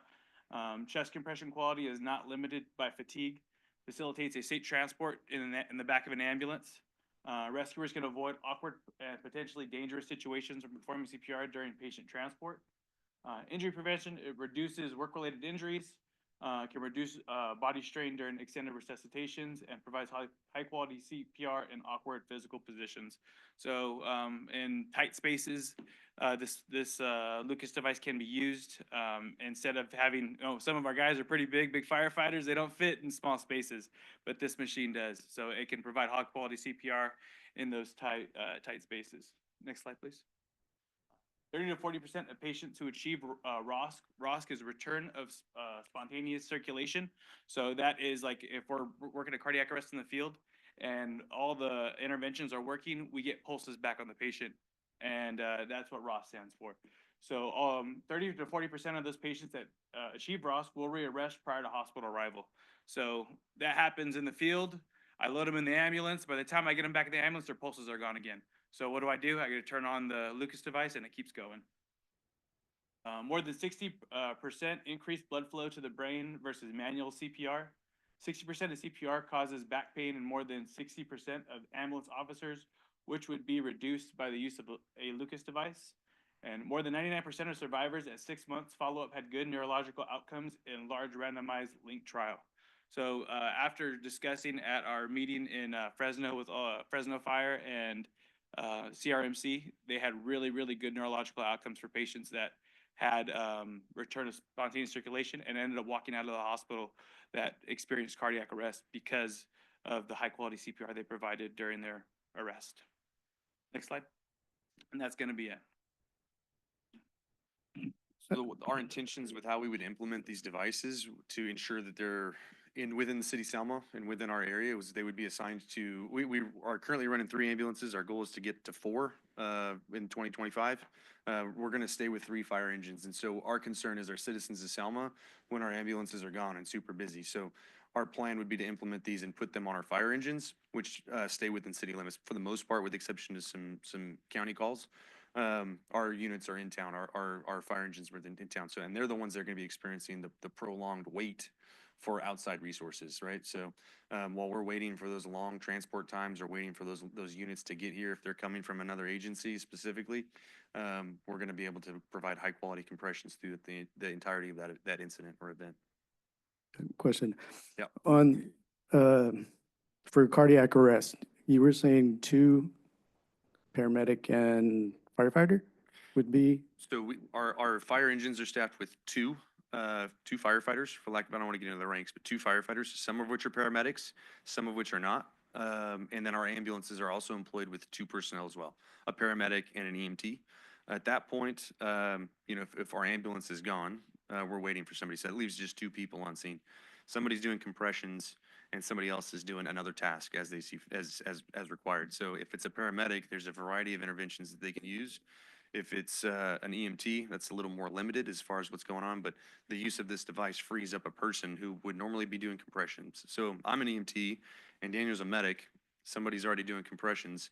I can be breathing for the patient, or what we would call in the field, bagging the patient, making sure that they're getting high quality O2. And he could be starting IVs or doing intubation tubes, endotracheal tubes, et cetera. So there's a variety of advanced skills that he has the ability to do as a paramedic. Right. So freeing him up and freeing myself up to kind of get rid of I take care of the kind of the mundane or the lower level, the stuff, so he can do the big stuff is kind of the importance of this guy. great. Reason I asked that question is because in the hospital, when I respond to a code blue, there's a team, there's a team of us. Yeah. There's somebody's starting an IV, somebody's doing compressions. We actually have a conga line. Yeah. Back to back About of, 6 people? yeah, Yep. at least to do compressions. But like you said, everything that's going on, again, we have somebody starting IV, somebody is working the ventilation, somebody's pulling up medications. You've got somebody watching the monitor, keeping time to know when the next med's to be given. So, We're doing that with So 2. majority- Yeah. We're doing that with 2, majority of maybe that- 4 people. Yeah, majority of that would be my responsibility as a paramedic on scene, managing all those tasks by myself, with the addition of my partners doing CPR and some of the BLS care, while I handle more of the ACLS care. right, and so what you're doing that, it's hands off. Correct. Yes. They're not getting CPR, so that the perfusion to the brain is not happening. So, yeah, I see the value in this machine. It's free. It frees up an extra set of hands in a very critical situation in someone's life. Sure. So if you could help me or help us understand the implementation of the machine, where would it go in the city? Where would you want, say the money wasn't an issue, where would you want these machines at? They would be on our fire engines. Fire engines? Yeah, if money was no object, I would have one in every household. Realistically, for the city of Selma, for us, we staff 3 pieces of fire equipment a day, and there's always 2 in town. And so at that point, they would be on a fire engine. And at that point, we could utilize it for a patient, and in the event that that patient's transported to a hospital, we would still have 1 or 2 in town. Yeah, but the That, I the don't amount know if I requested is answered for your 1, question. correct? I'm sorry, say that again? The amount requested is for 1 or 3? It's 3. 3 of them? Yeah, 3 of Okay. them. So 3 fire apparatus, 3 Lucas devices for a grand total of $69,645.08. Three, yeah, Okay. right here. For 3. Yeah. Yeah, it's See this 3 of Yeah. them, yeah. So it'd be for all 3? Yes, sir, units. yep. I apologize if I didn't make that clear. It's No, I clear. thought it was 1 until I seen the 3 right here too. Does anybody have any questions? Anybody I was getting there. Any public comments? Yes. Yeah, absolutely.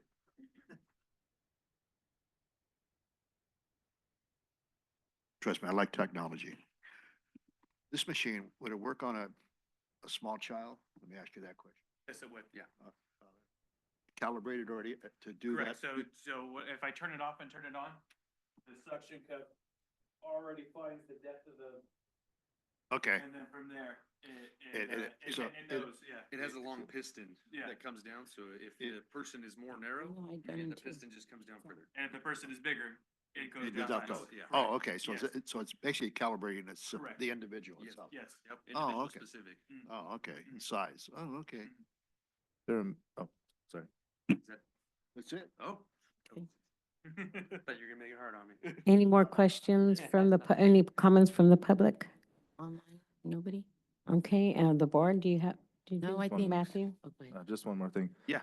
Might seem frivolous, but is there a minimum minimum requirement? So obviously I couldn't see that being worked on an infant, but I'm not sure. On an actual infant, Yeah, we're not gonna use, yeah, we're I not gonna figured utilize that. this. That's, those are, Yeah, you're really, yeah, we're using 2 fingers or a thumb, and that's Uh, very different. okay, so But you're probably gonna go down to like a maybe little bigger than a toddler or, I would say probably like from like 5 to 8 years old, probably be like the lowest you could The probably most, do, yeah. depending on how big the kid is. Yeah. There's some big 8-year-olds. Yeah. Yeah, I was saying- I get it. There's some big kids out there. So yeah. it kind of depends on the weight of the kid. yeah, my son's 2 pushing 8, yeah. Yeah. Yeah. Those calls are also very infrequent. Typically, our cardiac arrest calls are in adults. Yeah, absolutely. You have a question? Yeah, one last thing. For the investment in the machine, do we know the life expectancy of the unit? So, they do have, Stryker does offer a care plan, and that care plan is about 7 years. And it encompasses all of the maintenance that requires for this machine. That's not included in our proposal because it is, per machine, it's about, I'd say another, $5,000 per machine for 7 years. But with this machine, they will service it, and just like everything else, iPhones, they're gonna make a new one. And then when they make a new one, they're gonna try to sell you the new one because it's gonna have more technology and all those things. But 7 years is typically what they use for all of their equipment. Kind of this lifetime until they make the new one. So if it's granted, how fast can you get them? Probably by next week. They'll be online. Yes, Not the with team public version, comment. by the way.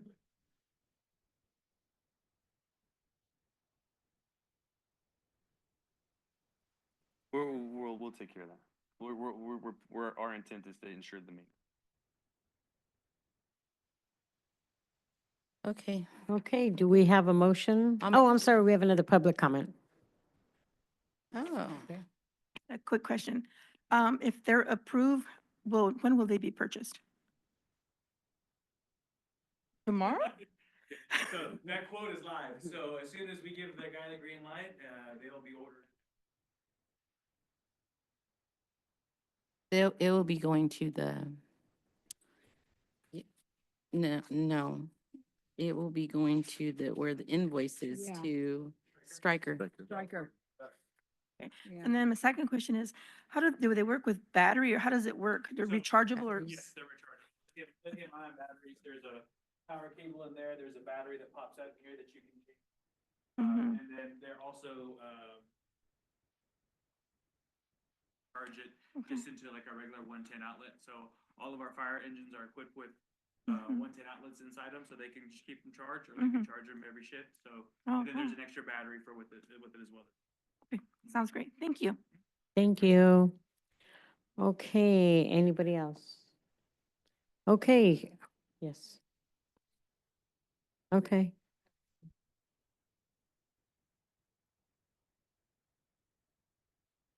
When I saw this, again, when I got certified for my ACLS, BLS, I was introduced to the machine then, so I was really excited to have them bring it to our board. Funding, my thought was, if we can, suspend our RFP for the year and then award this in place of our 100,000 RFP. Unless you guys want to do this and the 100,000, 100,000 to suspend what? that program and just award this grant. Hold that, That's, For this is year? on hold. suspend it, Yeah. Suspend it and give these guys, this grant. Yeah. Yeah. Good. because it's just that, I mean, I know mental health is a big thing. But I'm a heart patient and it's like, I want that. And, I want something that's gonna be there. And especially, I mean, I'm sure we have family members that have heart problems. And if they go down, I want somebody not to get real tired trying to do compressions. And you know how hard it is to do Oh, yeah. compressions. You get tired fast. Do I have a motion? That was my thought. Good. How soon are you looking at having that fourth unit on board this year? We, we have, kind of everything in place with the exception to the unit itself. So, our ambulances travel approximately 200,000 miles a year. And so we're constantly maintaining them. So currently in fleet, we have 5. That's not enough. So we're anticipating a 6th. We're expecting delivery of a 6th in February. At that moment, our goal is to use that 6th unit as our 4th out unit. We're bringing it on slowly. So it would be basically it'd be staffed by part-time personnel, 4 days a week.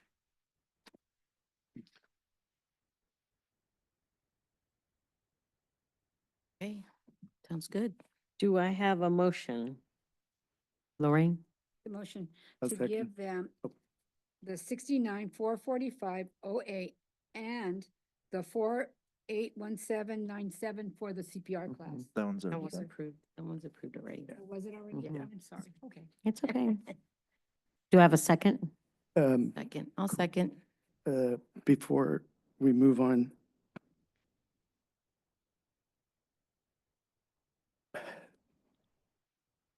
Since we are suspending the $100,000 grant, We have to I do that at a separate recommend meeting. we do the insurance for it as well, or the maintenance for these 3. They're gonna take care of that. Aren't you guys taking care of that? Yeah. They just said They were that. gonna take care of it. They would. That might be the understanding, but we couldn't agree that we were gonna do that today, because it's not an agenda, is that we're gonna suspend that Not other. on the proposal. So you can say, that, hey, this is my goal, or my intentions with this one is to, at our next meeting, bring up suspending the other RFQ, or was it an RFQ, or is it something else? RFP. process. RFP, the RFP, but for this, it would just specifically be this proposal. Okay, we'll go with that. Would you like us to return in March? You know, if you get that 4th unit, I think we're on board for staffing the 4th unit with one of these. At least I am. Well, I'm sorry, I believe so when I say 4th unit, I'm referring to an ambulance. Right. These would be going on our fire that's equipment. Oh, fire. Okay. That make, and Right, the- right, right. Okay. The ambulances are super important and that's where the patient's ultimately gonna end up. But the intent for us is to ensure they're on our fire engines. So when we're getting those delayed responses from Yes, outside because he's agencies, saying the ambulances patient- are delayed. we're so doing we need compressions these- for a long time when we our wait for an truck. ambulance to Okay. come from Reedley or Kingsburg or Sanger, et cetera. And so these would actually be on our fire engines. So I really need, 3 is, I'm not wanting to, Yeah, because I Three's mean, good. I Yeah, live in 3 a is what we mobile need. park and believe me, my neighbor down the street, they're there often. The fire department is there often for him. Three's yeah, good. these are going on our fire engines. Okay. So do you have The only ambulance will be- three engines? Yeah, we have 3. Okay. Yeah, they're going on every one of their goal is to go on every one of our fire pieces of equipment, not an ambulance. Okay, got it. Okay, we had Lorraine and Letty seconded. All in favor? Aye. Hey, Thank you Okay, both. Thank you motion all passed. very much. We Appreciate it. Yeah, absolutely. Thank you. congratulations. I'll get in contact with you tomorrow. Yes, ma'am. Please. Okay, moving on to number 3, yearly board initiative for the year 2025 with vote.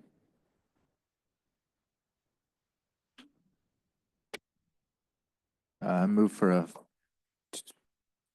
2-minute 4-minute breaks, recess. too.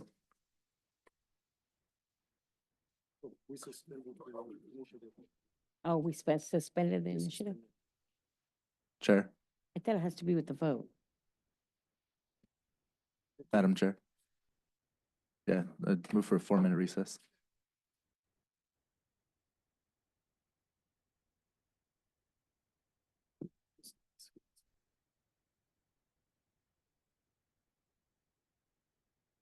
Hmm? I thought it's supposed to ask.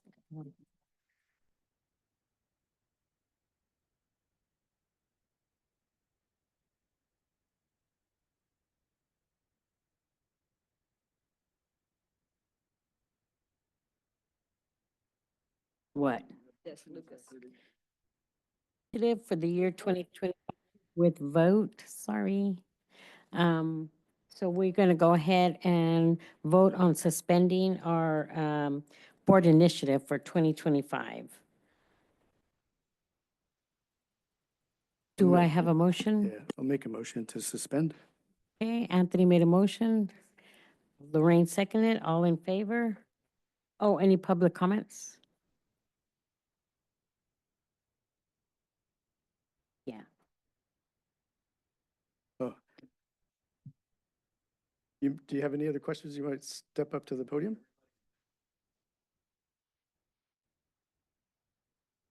Pardon? Just answer him.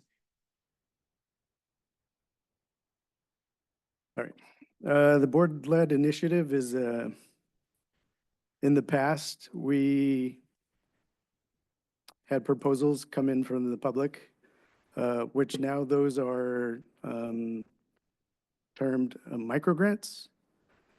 So what we did was we have $50,000 set aside per year for microgrants from the public organizations looking for funding, max of $5,000 each.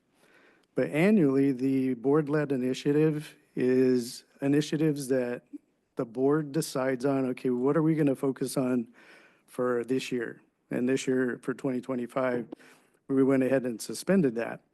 But the last 2 years, our board-led initiatives were mental health the first year, and then we selected that topic again last year for board-led initiative, which is board-led initiative is granting $100,000 if the organization matched the 100,000. And so far, the last 2 years, we've granted to Adventist here in Selma. So that's the board-led initiative. And this year, we went ahead and suspended that in lieu of funding the Lucas device. You're welcome. Good question. Okay, what did we do? But we're still gonna receive our micro grant, my smaller, okay. Yeah, smaller. All in favor? I have a question before the vote, if that's okay.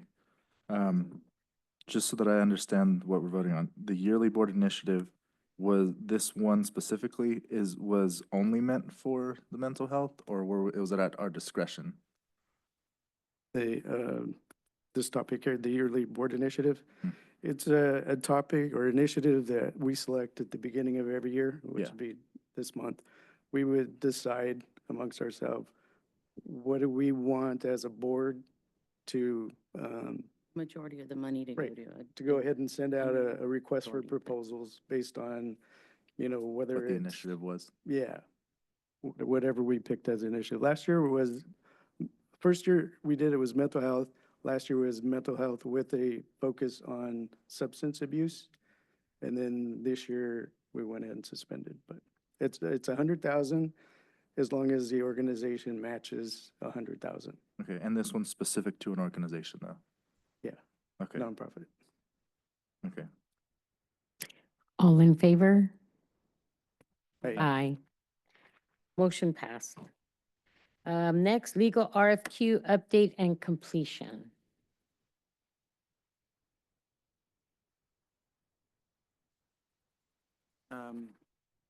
There's an RFQ before the board. I think that there are some dates that are going to need to be filled in. But Debbie, is that something that you have some proposed dates for?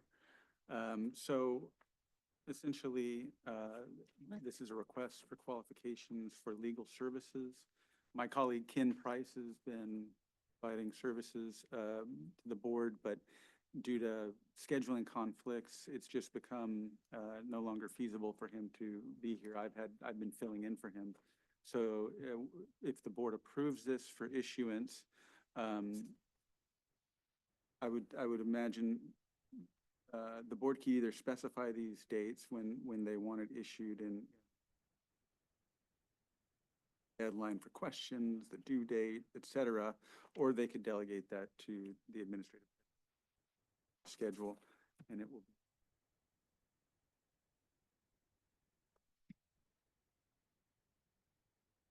Are we doing dates right today? we're supposed to, or we can delegate Debbie to go ahead and put the dates in.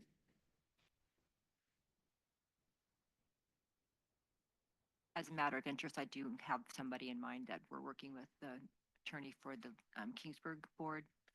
Seems very. I think I would like to delegate it to you, but making sure before we send anything out that Ken goes over it. Is that okay? Or Craig? Greg? Yeah, That's just- that's fine. If that's the case, then all you would need to do as a board is, you know, a first and a second and approval of the RFQ with the delegation to Debbie to work on getting it finalized and posted. Along with you, right? Do you guys have any questions?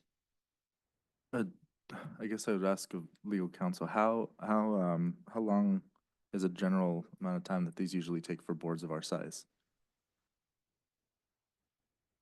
That's a good question. You know, some boards, some agencies have like a prescribed timeline that they follow as part of their procurement process. I don't think that your board has one. And the board meets quarterly, so I would take that into effect to try to ensure that you could have proposals back submitted before the next meeting. Yeah. So there's no set timeline. The important thing is to get some quality submissions to you. You'll have, I guess, good options to pick from. Okay. Would it be, would I be in line by asking to suspend the orders to go over the dates first before we align these with that? Yeah, you can take this item out of turn, basically, essentially move on to 4 and 6 and then return to this. Is that what you're suggesting? Yes, Oh, is that what you're suggesting? absolutely, because we Oh. have we don't know when our next meeting's gonna be. So we wouldn't know when to put these dates in if we were to decide And that. right now. alternatively, if you approve the RFQ right now and move on to the next ones, Debbie can take that into consideration, the dates that are chosen for the next meetings, when populating this timeline within the RFQ. So either way, works. I would think that it's in the best interest of the constituents that we put it out on, like, we write all these dates out today. So I mean, I'd like to suspend the orders to move to numbers, or to come back to this once we've chosen the dates for our board meetings in the calendar year. That So can be moved. done without action. You can just move on to items 5 and 6 and then return to 4. So no action currently is taken on 4. You're going to move on to 5 and 6 and come back to 4. Is that Are what I'm we hearing? picking the dates today? Yes, that is my intention with the motion. We can try. It hasn't worked out that way in the past. We usually have to, everybody check their schedules. And what is it called? Doodle? But we can try. Well, I We mean, can try tonight. My goal would be to have a timeline rather than just, before the next meeting or something like that. We don't have to pick all of them, but my goal would be to say, hey, we need to do at least this one that makes sense before this time. Yeah, we can try. So that we can, letting the public know, hey, we're gonna do this before the next meeting. Okay, so we're just moving on. We're going to go For to 5 discussion. and then 6 and then come back to 4. Okay, so 5, website revision. So what we wanted to do is make sure that our website is compliant and has all the regulatory information on there. I think we have a great website, but we just need it to be more detailed. Does anybody have any questions regarding that? What are the specific things? Are we looking to do an ad hoc committee about this, or? Yes, we can do an ad hoc. Would To anybody look like over to be that? on the ad hoc? Like detail, like, the hours for the track, details like that, or what kind of details are you requesting or asking? Usually it has all the regulatory information, like what's the definition of a healthcare board, how much money we've given out. It's just more detailed. That's not on there currently? So I went ahead, huh? I'm just asking. I went No? ahead. Yes? Is that on there? Okay. Yeah. So we need to make sure that it's compliant and it's letting our citizens know how much money is coming in, how much money is going out, what it's being spent on. No, it's very detailed. It's very detailed for the not everybody looks at the meetings. Not everybody watches the meetings. Not everybody's on social media. When you want to look, when you want to know what's going on with the healthcare district, you should be able to go to the website and it should be very specific and clear and detailed, definitions, regulatory agencies, what's the new regs coming in, what are the new regs going out. I went ahead and checked on the Kingsburg Health Board website, and it blew me out of the water. Okay. So your goal with updating the website is to be more transparent, correct? Yes, absolutely. Yes, sir. I just wanted to comment, this is Joey from Leon's Computers. The website, created many years ago, the goal was for it to be transparent. So everything that was given to me, agendas, minutes, the financial reports, anything that's emailed to me gets posted. Right, So if it's not on there, it's because it was never given to me. right, If there's new information, more than glad to put it on there right, in a timely manner. yes. Yeah. Yep. About 2 years ago, when Danny Sarimian and I met with you, Joey, we talked about making some changes to the website, and there seemed to be a lot of restrictions of what we could do, what we couldn't do. And what we wanted to do also was put on the website some of the, like the grants that we give, to which organizations to put their story there, put their picture there. These were awarded for, for this grant. They have like a little like a blog. You had suggested a blog because it wouldn't fit on our website. So those are some of the things that I would like to see on our website. I don't prefer a blog. I would rather have a click to get there right from the website. But again, I know there's restrictions, and that's why I was thinking maybe ad hoc would be valid here. Yep, whenever you guys are ready, I'll be available for that too. Work Okay. with you guys. Yes, ma'am. Public comment.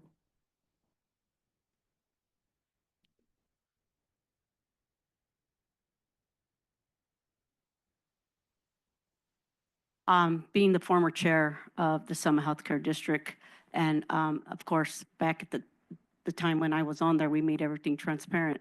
I just kind of rushed to, I haven't been able to look at everything, but are the grants not being posted on there? Is that what, They are. for example, the fire department that came today, did they not post that ahead of time, the grants, to show the citizens of Selma who's coming to this meeting and how much they're requesting each grant? Is that not being on each? Those were never posted to public ahead of time. Those are sent out to the board to review, even when you were on as No, I chair. remember we used to post them. No, we didn't. So. We didn't used to post those. It was only sent out to the board.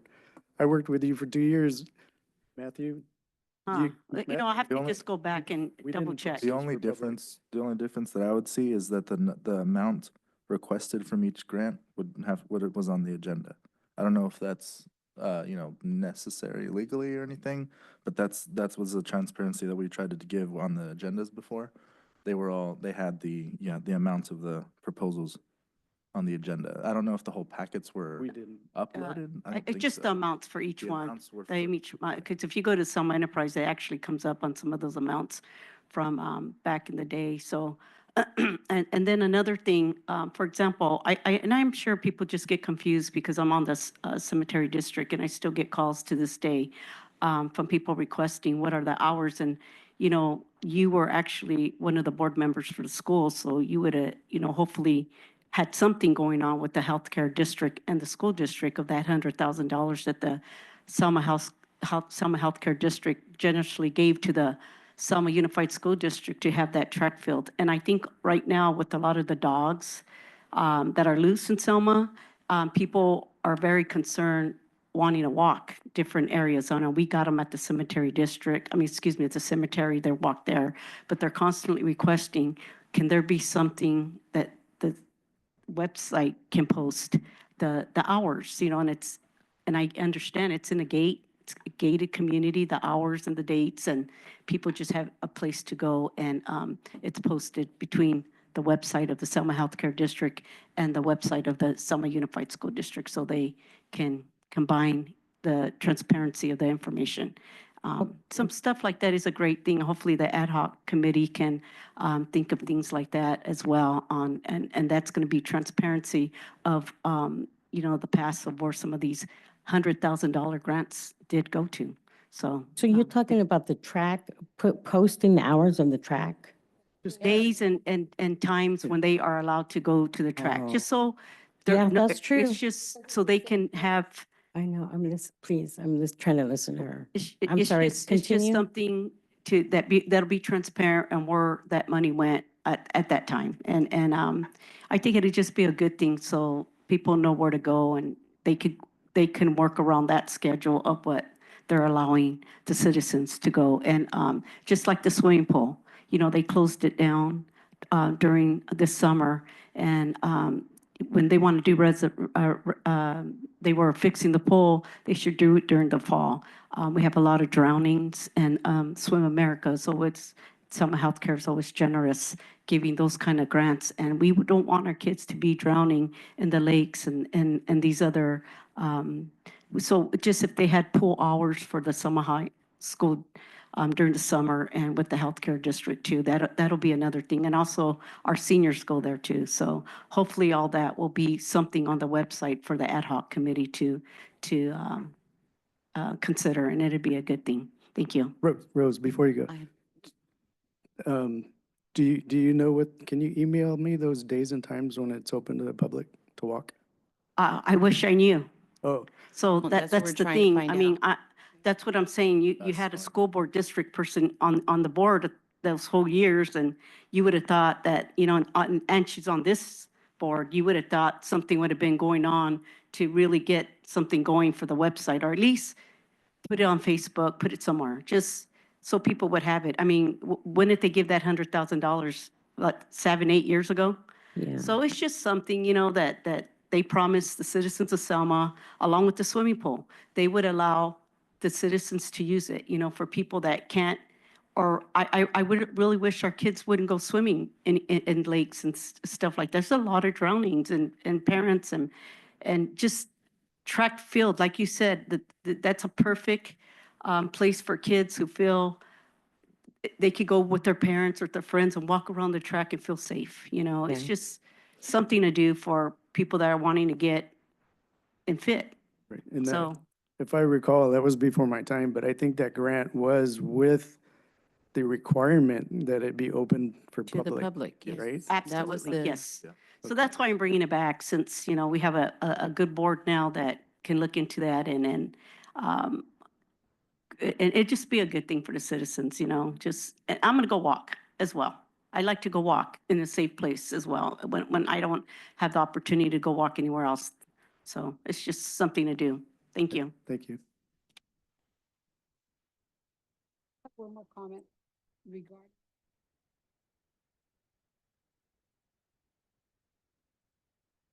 Grant that we gave them for the $100,000, okay, that was not given during my time. That was given years prior to me. But yet they came to us afterwards asking for the money. And the previous board that was before us did not take that money out of the kitty, okay? So they never put that money away for those people. They just came to collect the Yeah, check. they just came to collect, and it's like we were blindsided because we Yes. didn't know about it. I suggest that, you know, and I know she does it right away, is when we grant something, take that money away, make sure it's there, be very transparent, which she is. I just want to make sure that the board does that. You know, if we grant some money, take it out from that area so that it's already taken. And then whatever we have left, that's what we can work with. All because of this one incident. Hours. Anything else? Thank you, Rose, for bringing that to our attention. So to Who the wants to look chair, into that? well, the chairs effectively, is an ad hoc committee Yeah. something that's going to be formed? So who would, Staff that with at least two? like to, I'll do it. I'm willing to do the work for that. so we have, Okay. Matthew, who would be on the ad hoc for the website, and Letty for the website. Yeah, just. What thoughts? Yeah, that, I would definitely want to get specifics on why you brought it up first before I go About the it. website? Absolutely, because, yeah, if there's stuff that, you know. The you reason that I respect- brought it up is because I went on the website for Kingsburg Health District. And it was very detailed. It had what is considered healthcare. It had all the regulatory information that I have never heard of. Like the Uh, law, The laws, the, the laws that affect the health board. It tells what they will fund and what they will not fund. One of the things that they do not fund is sports. They don't consider that healthcare. I did talk to the president, and he said sports, they give a certain amount of money, for example, $10,000 a year, and that's it. Nobody else comes for sports. They're not going to help with any home improvements. They're not going to help with anything like that. They've built a hospital or a clinic, urgent care with those funds. They're very conservative, and they directed me to the healthcare website, and it was very detailed, very detailed. So when people go to the website, they're going to say, oh, this is not part of healthcare. So then we won't even get those requests. Or they'll say, this is healthcare. And then they proceed to put their application in. So as the ad hoc, I would suggest that you go look at their website, and then you guys can go ahead and say, yeah, our website's great, or no, this is what we need improvement on. Okay. I guess my only concern would be our website versus our bylaws. So something like that, or a definition of what healthcare is, or what, you know, our grants are going to cover, Mhm. we would put that in our bylaws, and then maybe put snippets of our bylaws on our website saying, hey, this is That would be our, great. you Take a know, look at it, this is yeah. what our bylaws say, and this is some examples of what grants we've done in the past, or, you know. Take a that look we at the should- website, and then you guys come back to us and you suggest what you guys, what the outcome is. Absolutely. Yeah, And we sure will. I just, or I You know, you're right. understand Thank now, you. there's obviously a different interpretation of what healthcare is between Right. every and all of us. Yes. And, But you there's know, a legal defining it, definition. the problem is the legal not definition on Kingsburg, we're on Selma. that deal encompasses what we've done. However, we all are entitled to each one of our own opinions of what healthcare is. And the other, you know, Kingsburg might have taken a very, very conservative approach to what healthcare is. However, like how I stated previously, I believe preventative care is healthcare. Mhm. That's the first line of, you know, first line of defense to healthcare, or to not end up in the hospital, is Right. keeping yourself fit. Right. And, you know, while that lies in a gray area, that, you know, it's for the board to decide. However, I would want, just so you're, you know, kind of content with what I plan, or the work I want to do in the ad hoc, I want your complete opinion of what your intentions were behind the website revision. Yeah, and then, you know, the bylaws, of course, as well. And I don't want to, I don't want to, you know, I guess get or define ourselves so restrictively in our bylaws that we're, you know, not following them at a certain point. If you, that's why we create the ad hoc, is so you guys can go in there and say, no, we're okay, or we need this, or we don't need that. You bring it back to the board, and the board votes. Yeah. And that's it.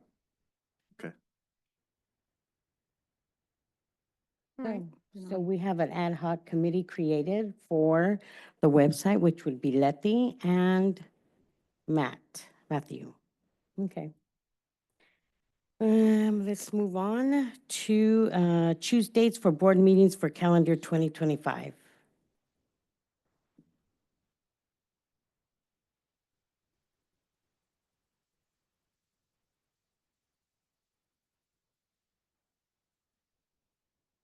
Do we generally shoot for the beginning of April or? Yeah.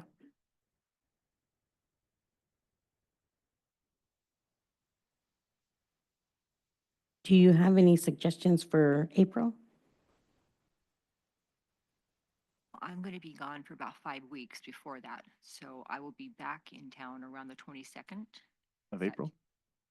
How about the 29th? Is that too late? That's up to you, but before the 22nd, I don't think would work. For me, I mean, you can have somebody else do what I do. So what is, does anybody, she's gonna be gone for 5 weeks.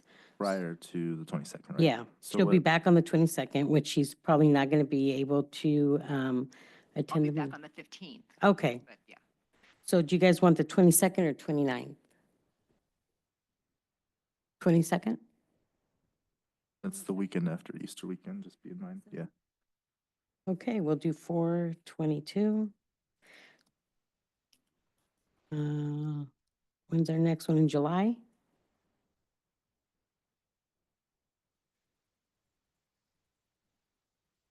I think it's July.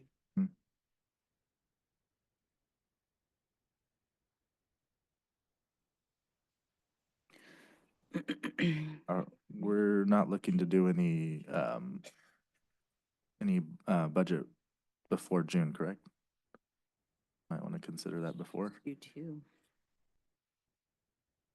They all have to be on in February, right? Are there any days they're having, meetings in here, like planning commission or something? They work on Mondays and Wednesdays, right? Okay, Monday, Wednesday. Joey's got some conflicts on Tuesdays. I can do every other Thursday or Friday. Are we If in that July works. now or no? Yeah, July. Okay, so how about? Thursday or Friday work for anybody? Doing Friday. Do you have anybody covered for you, Joey? No, we can do. So you can't said do what day July? You can't do February's? I mean, you can't do Tuesdays? Okay. But you can do a Thursday? Oh, so you can't, you don't want to do Tuesdays anymore. Prefer. Or Wednesday or So Thursday. you'd prefer Can't us do meet on Wednesday Thursday? in here because, Yeah, I can do Thursday or Friday. it's okay, you don't, Yeah. Oh, we look Thursday or Friday. Thursday, The other Thursday. can we do a But can it we would do be every, Thursday? do you meet every, Thursday? Thursday. the 4th? What The- Thursday the can we do in 24th. July? 24th? July, The 24th? That would be my meeting. no, I Okay, can't. How about the 17th? how about the 31st? 31st? Oh,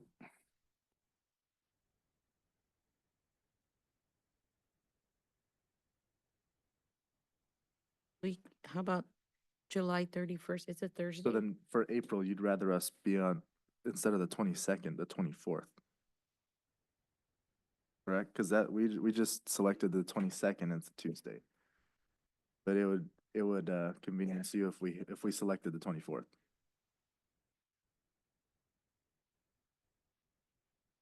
Yeah. So for July. How about the 31st of Yeah. July, Thursday? Can we use room on the 31st? 31st, I can't be here. I'm working. 17th? He can only do Tuesdays, Me, Tuesdays is the only one I have off. but you can't, I'm I thought you looking. could do Thursdays. I did. Some of do- them, right? Yeah, some Thursdays, but all Fridays are July open. 24th, Every other Thursday. Friday. We have a Thursday meeting. for you in July?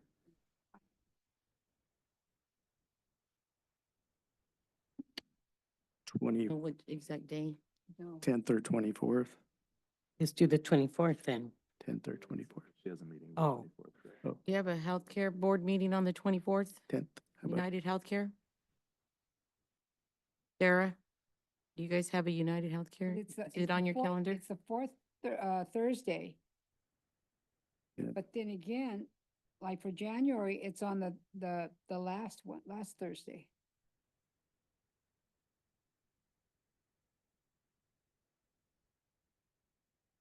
You were not available on the 10th, correct?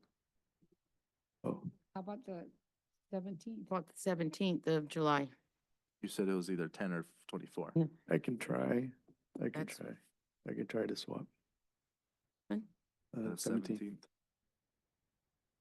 All right, well, let's just punch it in for the 17th then, And I on can Thursday. ask when we meet, the 17th. end of this month, I can ask if we it'll could- be then, What's our next one? the October? 24th or the 31st. I can ask then, but I don't know right now.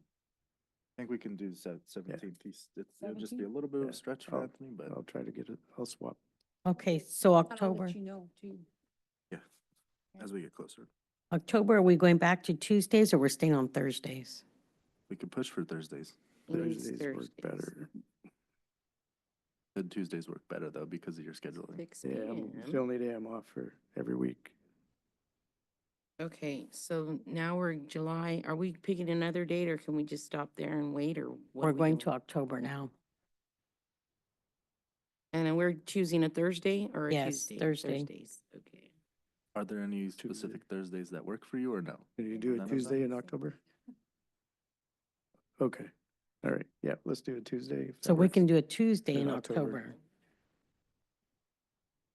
How about the, what's the 13th? 21st? Oh, shit, I'm on Monday. What's that? How about Okay. the 14th? First is good? Either, City Hall meet, because if they meet on a Monday and that's a holiday, Oh, Okay. Columbus Day, yeah, they'll meet So on what about the Tuesday. 22nd, 21st? 21st. Works for me. Okay, the Okay, 21st. some healthcare.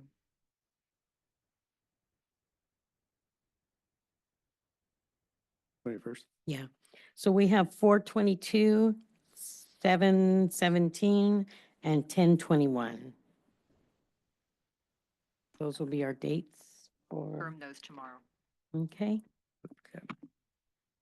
And 4/22, 7/17, and 10/21. Okay. Do I have a motion to adjourn? Oh, We we need have, to Oh, return to number 4. Okay, go back to the yearly initiative. another. Oh, RFQ update. Legal RFQ. Okay, so since our day for the meeting is the 22nd, we would want to get to, what would we want to be done with before our next meeting? To be as a responsible board for this process. I mean, it's up to the board, but I would recommend that if your next meeting is April 22nd, then the last date in that column, action taken by the district board would be at that meeting. Okay. So I'd work back from that. And again, this is an anticipated schedule, so if Yeah. something changes, that this RFQ will be subject to those changes. But it would make sense to me to fill in that last date, as 4/22, and then work back from that. The date of issuance really could be, once you this board approves it, today is what, we're on the 14th. I mean, you could, The 15th tomorrow. yeah. And or issue it or tomorrow. By the end of the week, you know. But between, again, this is really kind of administrative details. It's up to you. Question, because on 4/22, we would actually, approve for hire at that date. Would we have an ad hoc who would then do the evaluation of the qualifications and interviews? Would an ad hoc do that prior to that 4/22 meeting?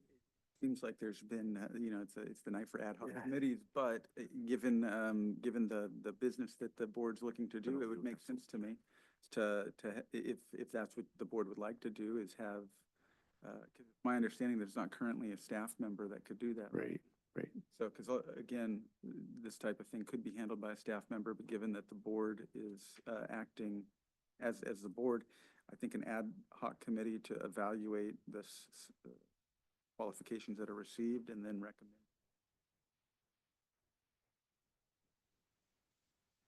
With the Why? ad hoc committee. Do I have, anybody would like to volunteer for the ad hoc committee for the legal RFQ? I'm willing, I have time to do it. I would go, So Ad hoc with you. you? yeah, we I'd can. like to. So the ad hoc committee for the legal RFQ update and completion would be Matthew and Anthony.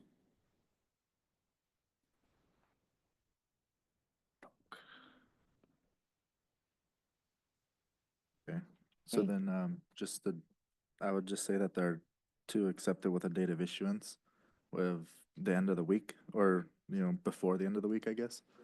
And then our goal to finish, all the in-betweens, to the ad hoc's discretion, before 4/22.